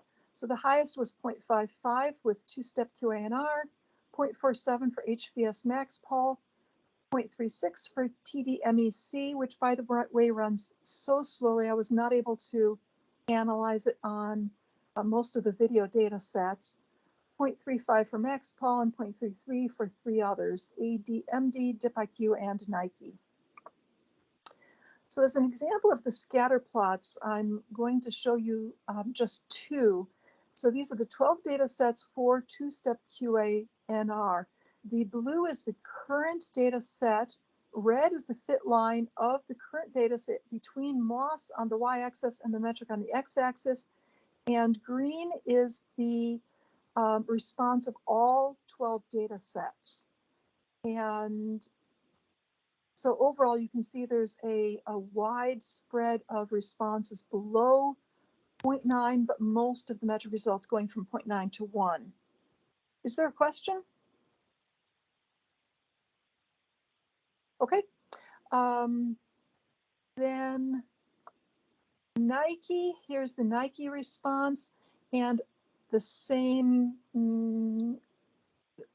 situation for what the plots mean. But I'd like to point out for the ITS4S3 data set, second row, third from the left, we have a secondary response of Nike that instead of going down from upper left down to the right, it's going from 5 up and to the right. So that is a somewhat disturbing response of the metric. And we're seeing that pattern more dominantly in VQEG HD cuts, though it's not clear how much of that is from the odd design of this VQEG HD cuts data set. But as comparison, if we go back to the two-step NR, it doesn't look quite as bad there. Okay, DipIQ, this is a data set trained against data from a full reference metric. And here we're seeing this lower triangle response for most of the data sets, but ITS4S and AGH NTI Dolby are showing a fairly tight fit around a line. So those are two of the broadcast data sets, which is really what DIP-IQ was trained for. It was really trained just to detect compression artifacts, and it looks likely that their approach works well for that situation. It wasn't advertised as a root cause analysis, but effectively that's what my analysis indicates it's performing as. So moving forward, designing no reference metrics for root cause analysis, that's been my focus because that's what came out in VQEG discussions as what industry wants. I've developed SAWatch version 3, which is open source. My goal is to have not just my metrics, but other people's metrics added into SAWatch, and that SAWatch is a constantly updated and improving metric that is built as a linear combination of individual no reference metrics, each of which provides root cause analysis for a different impairment. Currently, SAWatch has 11 root cause analysis parameters, and I would certainly like to, in the future, look at Cambry that we heard about earlier and try to add that in here. The current metrics are black level, blockiness, blur, color noise, fine detail, pan speed, jiggle, pallid, that is lack of saturated colors, so everything's very achromatic. Supersaturation, that's the colors are so saturated that it starts to look bad to some people. White level problems, and DIP-IQ, which is detecting compression. Other impairments are ignored, and so that is, of course, limiting the accuracy of SAWatch on these 12 training data sets. But overall, the average for each of these three categories, 0.62, 0.62, and 0.57, so it's at least starting to get close to a usable level of accuracy.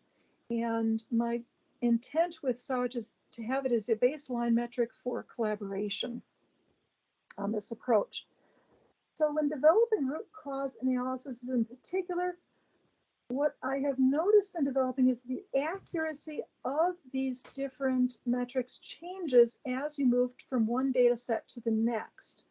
So the frequency and severity of the impairment naturally changes from one data set to the next, but they're also influenced by the use case. So the task, the subject matter, the impairments present, the camera viewpoint, the set of subjects and their opinions, and what is the dominant impairment of the data set. Things like the subject matter that's present, the range of quality in the data set, the size of the objects. So it isn't just that the impairment is less obvious in one data set, but there also seems to be that the accuracy of the metric genuinely changes based on some of these factors, in particular the use case. But there's some finer implications. Look, if you look at the two images on the right, these are frames pulled out of the ITS4S data set, which has a series of videos filming a football stadium at different levels of granularity, looking at the crowds in the stands. And the coding artifacts of the same size on a scene like the top one, where you're looking at a very large object, can be fairly unobjectionable. That same size of coding distortion around edges on a scene with very small people, as in the bottom, is much more objectionable to subjects. And we can see this in the data, that the size of object people are looking at impacts the impairment, how visible it is, and how much people object to it. So there's some very complex issues going on that are a challenge for reference metrics. So the impact is really changing with the use case. The accuracy can be higher or lower depending on how the user wants to use the metric. The weight of this impairment in the overall metric can be higher or lower based on the use case. And in some extreme cases, I've seen an impairment is a degradation in one situation and actually seems to be a quality improvement factor in another situation. And this goes back to Nikowai's suggestion that we need a way to automatically detect the type of video we're dealing with, because some of these factors really seem to be use case dependent. So here's an example of one of the metrics. This one is detecting white balance problems. So the image or video is too low. This is a simple calculation that penalizes media when the 98th percentile of the luma drops below 150. This is based on MATLAB's auto white balancing, black balancing calculation and observations in these data sets. So for the UGC data sets, we get a nicely defined lower triangle, which is what we want. High quality images or videos with UGC, we don't expect to have white balance problems.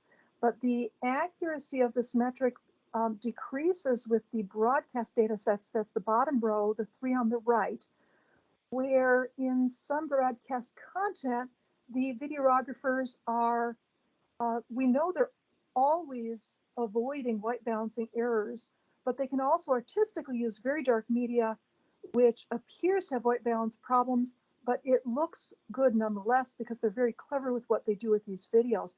And one simple example is movie credits oftentimes open with, say, just the title in white on a black background. The white title takes up a very, very small section of the screen. And for a simple algorithm like this, that looks like a white balance problem. As a second example, this is pallid. So again, this is the colors are getting less and less saturated. And this is a fairly minor factor where it's calculated as an extremely low spread of CB or CR values. And it's really hard to see the pattern in most of these data sets because this is a minor factor. But if you look at the ITS4S3 data set, that's second row, third from the left, we see the blue forms a fairly well-defined upper triangle. Upper triangle. And we see that same pattern, although slightly less visible in the ITS2 data set. So that's on the far left of the middle row.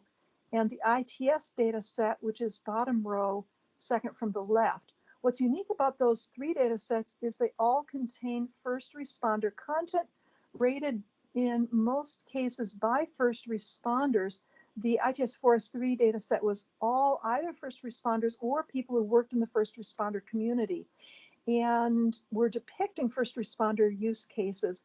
And it really appears that for this application that vibrant colors really help the first responders detect what they need to detect in their images or videos.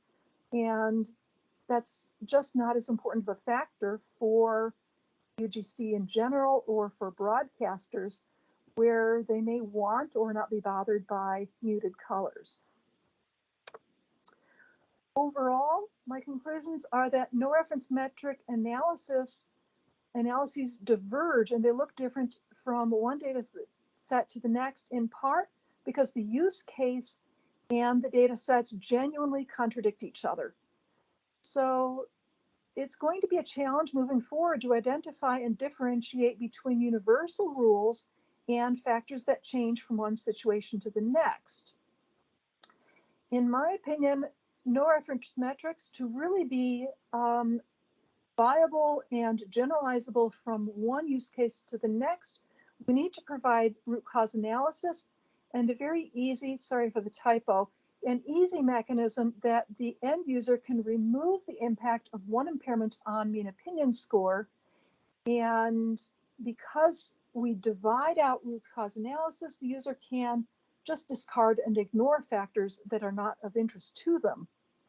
Also, based on the problems I began with, we need a minimum of 10 data sets, but as we do more research, we're going to have to steadily add more data sets, more training data, more images and videos, so that we're not overtraining our no reference metrics.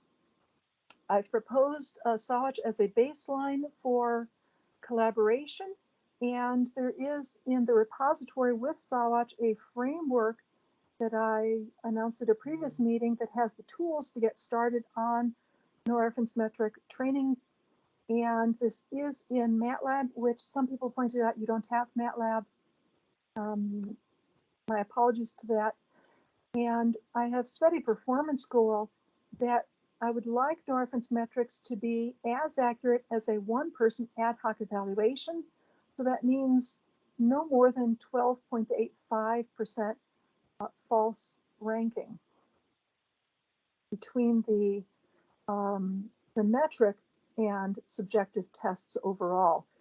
SAWACH currently has that level of performance for some individual data sets, but when you combine larger, like the 6 data sets for any one category, we're not meeting that level of performance. So at this point, I'd like to ask if there's any questions. Yanis? And thank you, Margaret. I have to say that your presentation finds me personally maybe 85 to 90% in agreement, right? So I'll start by saying that I strongly believe that the training of any metric based on one data set is fundamentally unstable unless there are few features. So in my opinion, the root cause for some of these problems is that many of the models involve way too many parameters, right? So the classic problem of overfitting is the real risk here. And for that specific reason, I believe that the approach that you presented for SAWACH, I guess, is a valid one. Having 11 features, at least you are not fighting that fire, right, of overfitting. The simple, I would say, modification that one can do is to convert the linear with static weights combination of the 11 features into a simple like SVM or SVR engine. As you know, SVR and SVM can capture non-linearities that are localized in nature while still maintaining a minimal amount of, let's say, parameters. So I would be highly, and that's something that, of course, you don't need to do, but we as a community get SAWACH and replace the linear weighting with SVM. And I would be tempted to see how that improves. It is guaranteed to improve, but we just don't know how much, right? So these are two points I'd like to make. Now, on whether we can never achieve, let me say, the universal, right? Because this is what you're proposing, a universal no reference metric that applies to all content, all use cases. We may get there, I hope we get there, but we may never get there. So we may at some point need to accept the fact that attempting to characterize every possible impairment is really, really hard, and we better constrain at least our impairments into a well-defined and very useful subset. I'm saying this because, in my opinion, the biggest learning that I got from my multi-year involvement with VMAF is that constraining and saying that this is a metric that will only capture compression and scaling artifacts, which really is the dominant factor, if not the only factor, in the vast streaming industry, appeared to be a constraint at first, but ended up being the winning factor. So by the same token, if one can constrain, at least in the beginning, until they will get really the use cases very well covered, I would be tempted to say that we are fighting too many fires again. So again, listening to what you said, I'm very, very big proponent of having multiple data sets, right? And training, whatever you do on multiple data sets is very important, especially combined with a relatively smaller number of features, which avoids the overfitting. In my opinion, will make at least that number, right? 0.5, 0.6, 0.7, reproducible and reliable. Constraining to specific big use cases could be the best stopgap measure before we are able to attack the bigger problem of the universal metric. And with all that said, thank you again. I think these are very useful and very, very important observations. Thank you. And I would welcome someone else applying a different training, as you said earlier, rather than just a linear fit. And I'm happy to make that data available if someone wants to do that training. Lucian? Hello, Margaret. Thank you very much for super interesting talk and and really combining all those data sets and all those results together. It's really eye-opening for me. My question is rather like, because we are speaking now about a metric that could cover all those data sets. But do you think that we are already there with the subjective experiments so that we can really combine those data sets and like treat them the same? Or maybe we are even one step, before this, and we don't really, because as it was presented at the first presentation today, yeah, we really, if we run very similar experiments, we are not really getting exactly the absolute category rating here. So do you have any thoughts about that? Okay, to start with, I agree. There's a problem that all of my subjective data sets, and let me go back to, there's differences among these subjective data sets that are problematic. I've not tried to put them on a single scale. The only data set that I rescaled was live wild because it was on a 0 to 100 scale. And just for simplicity of plotting, I wanted to have them all on 1 to 5. I've not tried to fit these data sets to each other because I don't trust that any of our current solutions are really going to solve the problems you just mentioned, Lucian. So I agree, there's problems on the subjective side that are unavoidable and I just don't have answers to. I think any metric we come out with is going to exceed the bounds of, say, 1 to 5, even if it's trained on ACR 5 level because of these problems. And what you're seeing here is approximately 0 to 6, even though for the most part, I'm aiming at 1 to 5. Thank you very much. Sure. And Yanis, to your earlier point, I agree that we need to constrain use case and impairments to some extent to make progress. Pick out what are the most influential use cases, what are the most influential impairments, and focus on those first. Thank you, Margaret. And again, I want to add just one thing that came to my mind as I was reviewing my notes. The point that you mentioned about some metrics in some stimuli failing, either because they crash or unexpected behavior, is something that is another, let me use the word, fundamental limitation of using just one data set, right? So when I use a one data set while I'm developing a metric, oh, I find a division by 0 and I fix it. I don't know how many other divisions by 0 can happen in another stimuli, in other stimulus. So perhaps another message we can give to all, just like VMAF being open source, has a place where you raise an issue and you say, hey, I have an issue. My VMAF execution crashed. Here is how to repro, right? I think that's completely missing from at least some of the authors of the either no reference or full reference, in general, metric developers, right? So that proves how by open sourcing and making sure your code and, perhaps using a GitHub or whatever other mechanism for collaborative, you only can improve your own algorithm.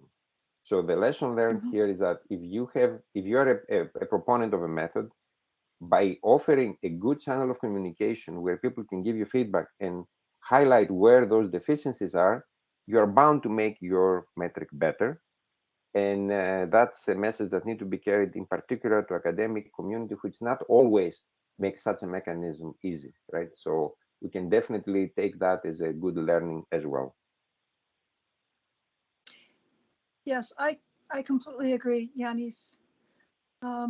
David? Yeah, thank you. I wanted to highlight what Yanis said. I think we've had with the P1243 reference implementation that we had in ITU, we've had a lot of good comments coming in from both the from community trying to use it and noticing both. I mean, mainly actually errors in the recommendation compared to the code. So there was it's been immensely useful to have it out open source on GitHub. So yeah, it's like I can recommend it. Okay, thank you.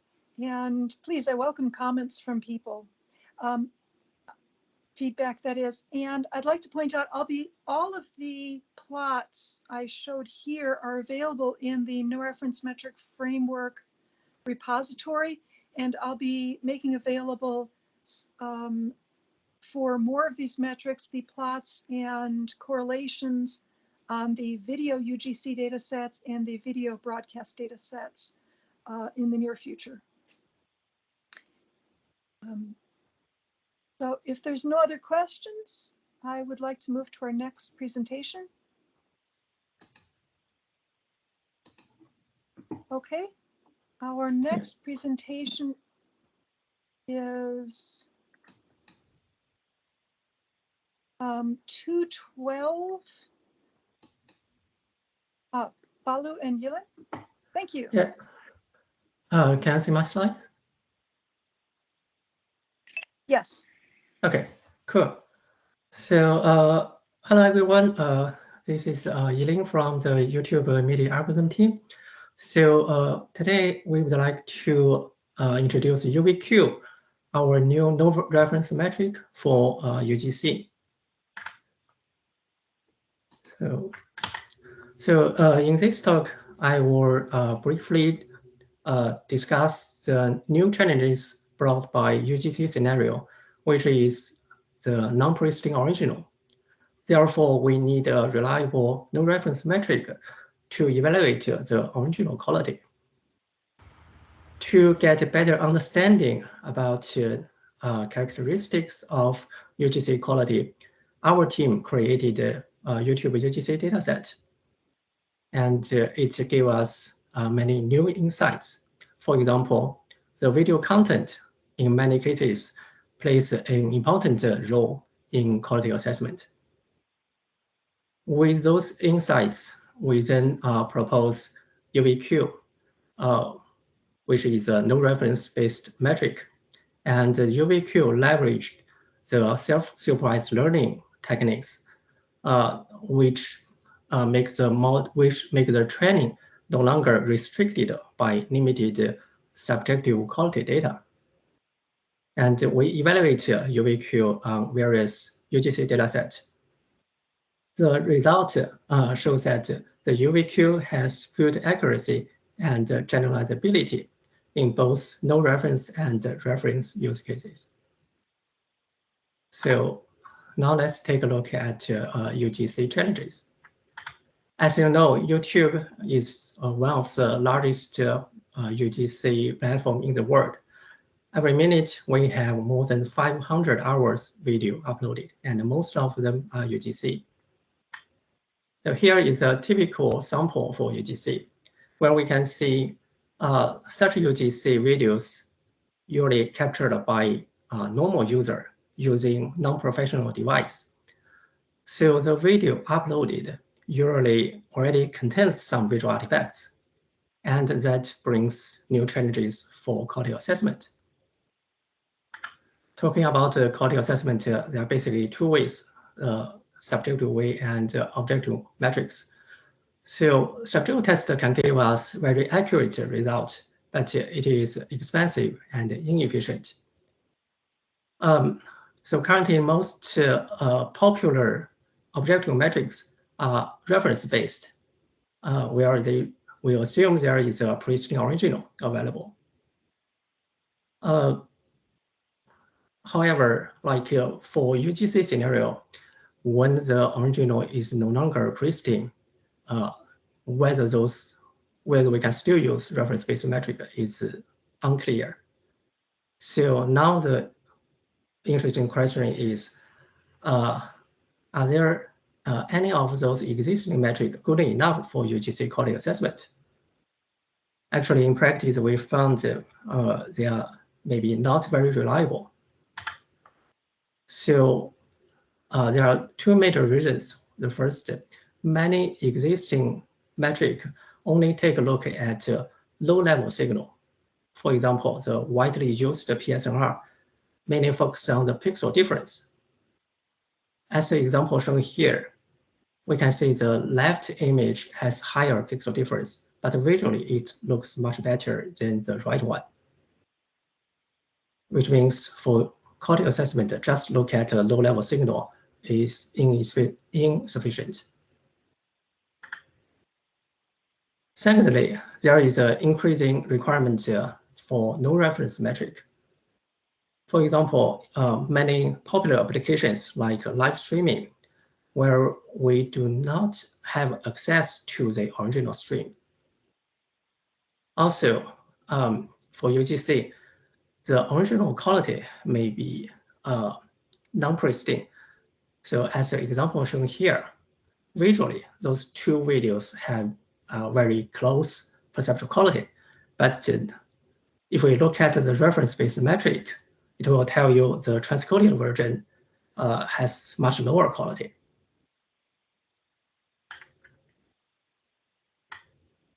So the fundamental question is how to build a reliable no-reference metric to handle non-pristine original.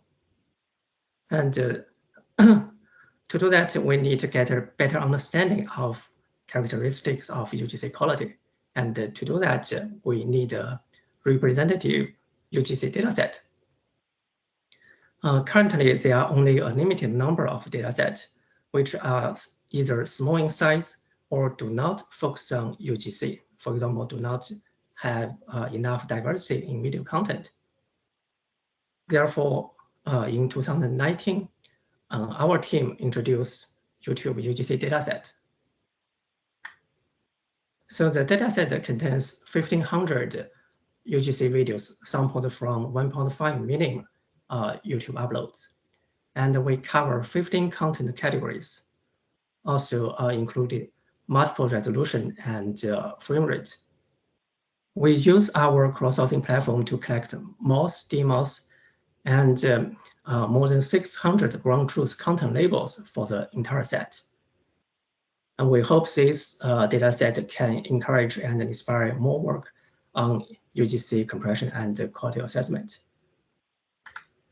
By investigating YT UGC dataset, we summarize the UGC quality-related factors into 3 high-level categories: the video content, distortions, and compression.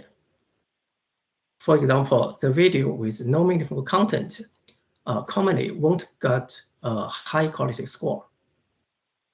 Also, the distortions introduced during the video production phase and the video compression artifacts introduced by the compression and the video transmission will also hurt the overall quality.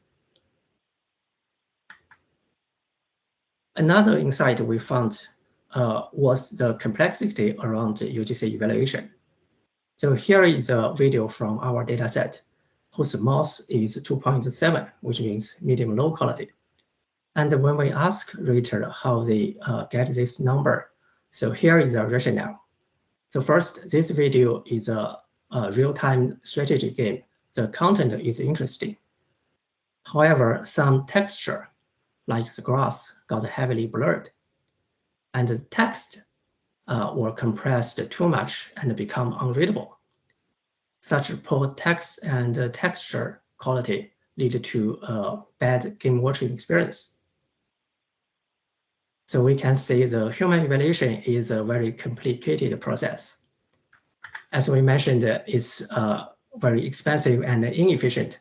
So our motivation is whether we can simulate human evaluation, which means analyze the video quality from multiple aspects and telling us not just a single score, but also the rationale behind it. So with that in mind, we introduce UVQ. So in the rest of the talk, I will start with a brief discussion of about limitations of existing approaches, then introduce UVQ model design and its performance. So to evaluate video quality, a classical way is to design sophisticated features and then map those features to quality score. However, designing a useful handcrafted feature is difficult and time-consuming, even for domain experts.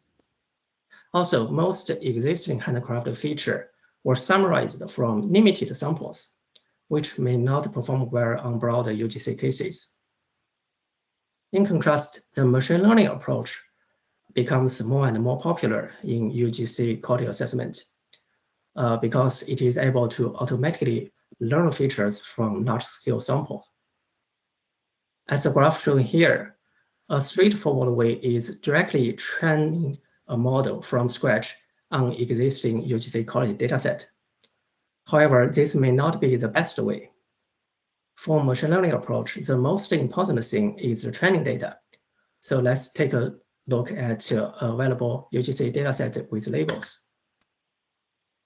So actually, the size of existing UGC quality dataset are still very small compared to the dataset used in non-quality domain like ImageNet and VQEG. Intuitively, the more data for training, the better model we can get. So transfer learning has been widely applied in UGC quality assessment. So this graph shows how transfer learning works. We select a backbone network pre-trained on non-quality dataset, and then fine-tune the model on UGC quality dataset to get the quality score. So this is a standard transfer learning framework that has been used in many machine learning VQA model. However, we think directly using a non-quality related backbone is still not optimal, as not all backbone outputs are equally relevant to UGC quality. As an example shown here, from objective recognition perspective, there is a human in both images. So the backbone model pre-trained on objective recognition dataset tend to be less sensitive to the difference between these two images. However, from perceptual quality perspective, we want the model to be sensitive to the artifacts in the right image. Of course, fine-tuning on UGC quality dataset could increase the model sensitivity on visual artifacts. But due to the limited size of existing UGC quality dataset, the model may not be able to learn sufficient quality-related features. So to solve this problem, we introduced an intermediate retraining step. So instead of directly using embeddings from pre-trained backbone, we retrain the backbone on another large-scale quality-related dataset.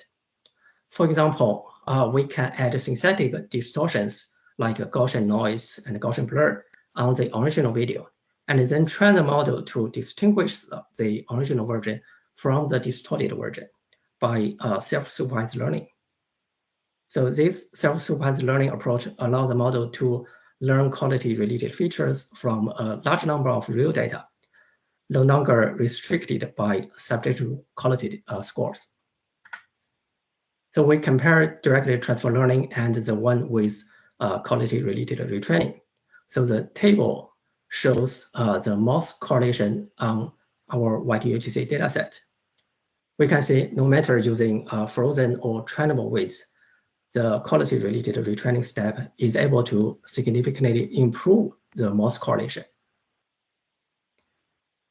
Previously, we have discussed there are more than one factor relevant to UGC quality. So in practice, we propose to retrain multiple subnetworks. Each subnetwork focuses on one quality aspect. So here is a complete framework of UVQ.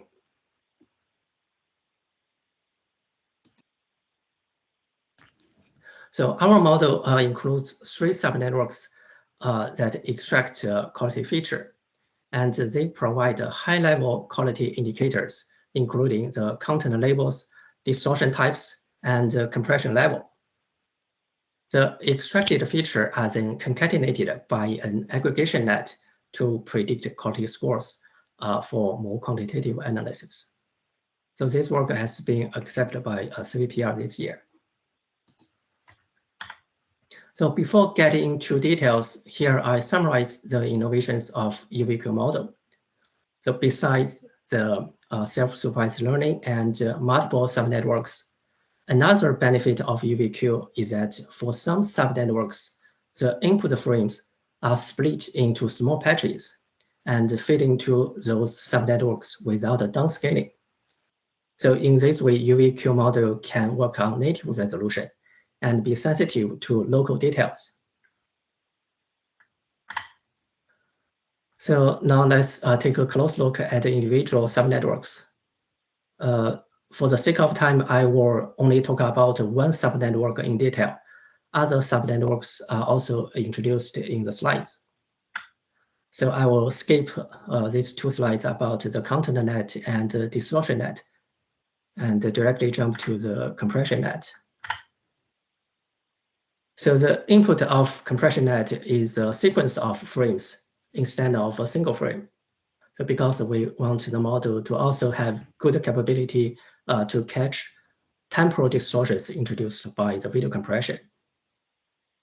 This compression net was trained in a self-supervised learning fashion. So we select all 10 dB videos from YT-ATM dataset as original.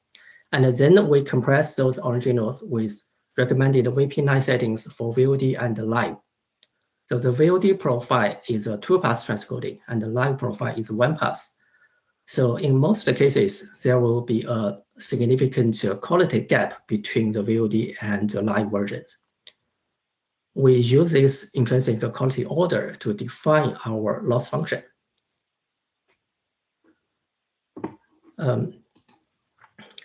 So this compression net takes the original and its corresponding VOD and live variants as input. The model will output a compression level for each video. And we also use the last 2D layer output as the compression features. The loss function contains 2 parts, the pairwise loss and the contrastive loss. We use compression level to define pairwise loss. And the 3 compression features are used to compute the contrastive loss, where we assume original and VOD version have relatively similar feature, which are different from the live feature. We can see this compression net does not rely on subjective quality scores, so it is able to learn sufficient UGC-related features from larger dataset. And this is a major advantage of this UVQ framework. So the feature embeddings learned by subnetworks are then aggregated and mapped to the quality score. We evaluated 3 candidate aggregation models on YT-UGC MOS data. And the model with the highest correlation is the average polling model, which consists of a 1-by-1 convolution layer followed by a dense layer. So we can see this average polling model is a very simple model and very efficient and has less risk of overfitting. So we use it as our default aggregation model. So that is how we built UVQ framework. Now let's talk about its performance. So in following slides, I will discuss the model accuracy and generalizability and use some example to show how UVQ can help people understanding the quality issue. So the table here shows the correlation with YT-UGC MOS when using different combinations of extracted quality features. First, we can see each individual feature by themselves achieve reasonable correlations, which means all those features are quality relevant. Also, when combined those features, the correlations got significantly improved. It demonstrates that those features are complementary to each other. So when combined all 3 features, UVQ achieves the highest correlation. Compared with other existing no-reference quality metric, UVQ has significantly higher correlation on YT-UGC dataset. And when directly applying the model on another UGC dataset, convert 1K without retraining. The UVQ also performs much better than other evaluated metric, which demonstrates good generalizability. The UVQ can also be used as a reference metric by running a UVQ on both target and reference video, and then taking the score difference. So here we evaluated its performance on YTUGC DMOS dataset. Again, UVQ achieves much higher correlation than other evaluated metrics, which demonstrate good sensitivity to video compression. So now we can see the single quality score provided by UVQ has good accuracy and generalizability. So besides single score, UVQ can also help us reasoning through the quality assessment. Thanks to the comprehensive subnetworks, UVQ can provide high-level quality indicators to help people understand the quality issue. As we can see here, all three subnetworks provide reasonable accuracy. For example, the distortion net is evaluated on the CALID 10K dataset with distortion classification accuracy of 0.97. And this subnetwork outputs the major distortion types detected from the video, along with their probabilities. UVQ can also provide patch-based feedback to locate quality issues. As a highlighted region in this example, at the beginning the quality is okay, but then the text region show heavy compression artifacts. Such sudden quality change can also be caused by UVQ. So now let's use the earlier example to show how UVQ works in practice. So given this video, UVQ generates a diagnosis report, including content-wise, it is a strategy video game. It has some distortion like Gaussian blur and pixelate, and it has a medium-high compression level. Looking at the quality predicted by individual features, we found that the content quality is good, but the compression and distortion quality is low. So when combining all three features, the overall quality is medium low. We can see these findings match the rationale of human experts, which means UVQ can help us reasoning through the quality assessment besides a single predicted score. So to summarize the contribution of UVQ framework, it is more than a score and brings new insights to interpret UGC video perception quality. It provides a consistent view of quality interpretation for both no reference and reference cases, and achieves state-of-the-art accuracy on UGC video quality assessment. More details can be found in our CVPR paper and or YTUGC videos, and there are more DMOS data available on our public website. So that concludes today's talk about the UVQ. Thanks for your attention.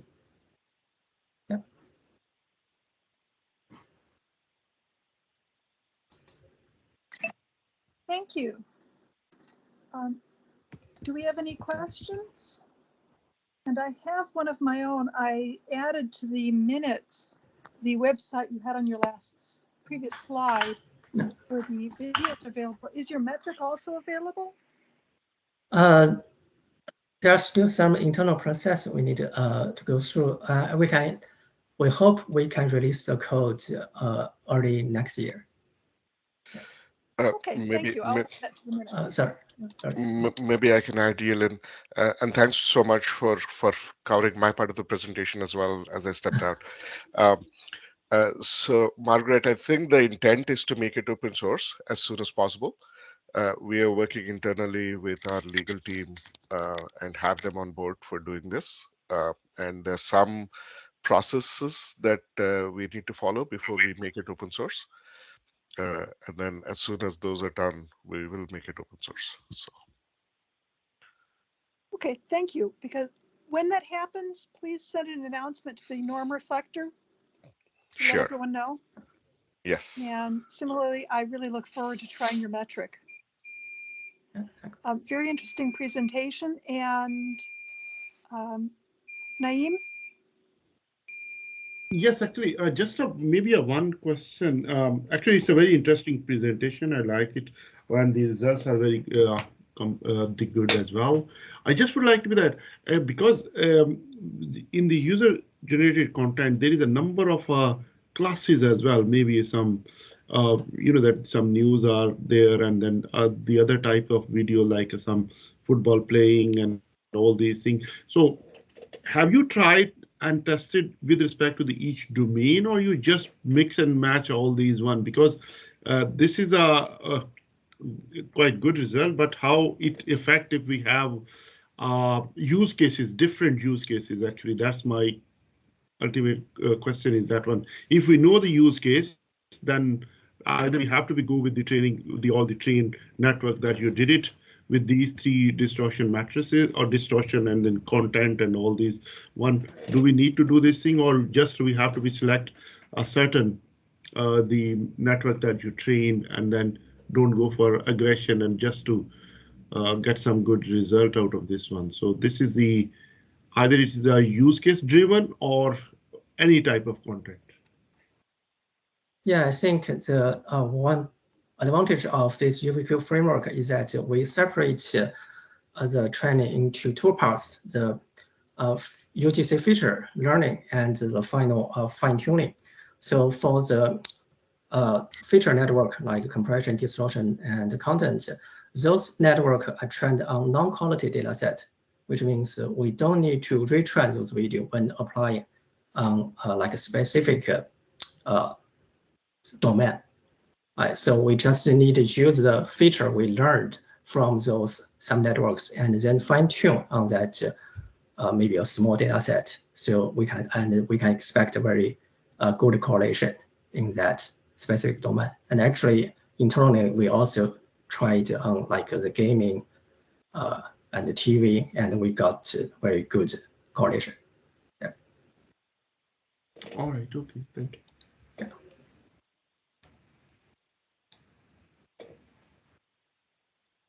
Yanis?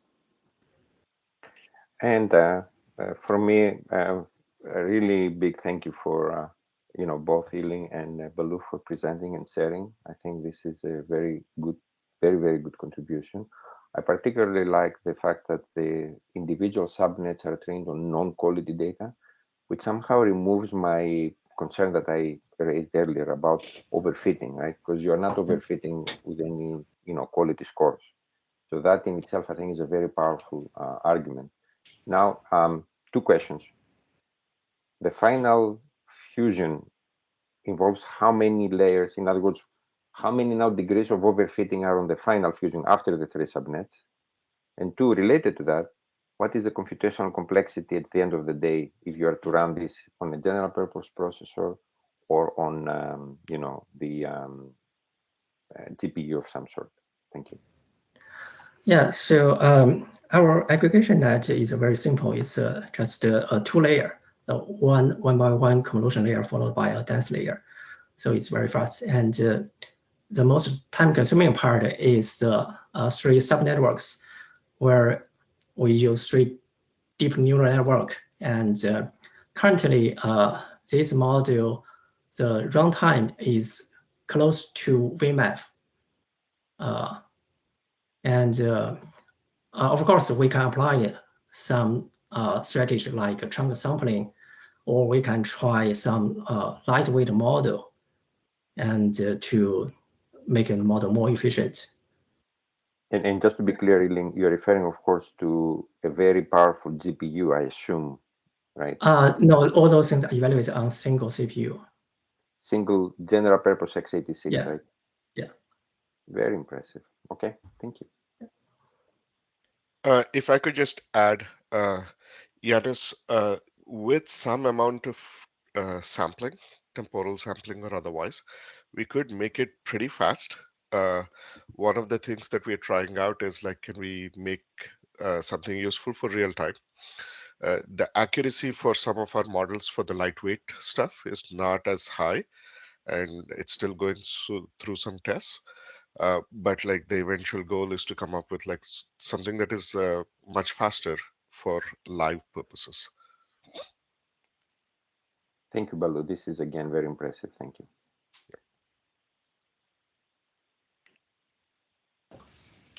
Well, thank you very much. Are there any more questions before we go on break? So I greatly appreciate hearing about this metric, and I look forward to using your data set. Yeah, thank you. So thank you. So we're running a little bit slower than our schedule. So I'd like to take a 15-minute break instead of a 20-minute break and start again at 55 minutes after the hour. So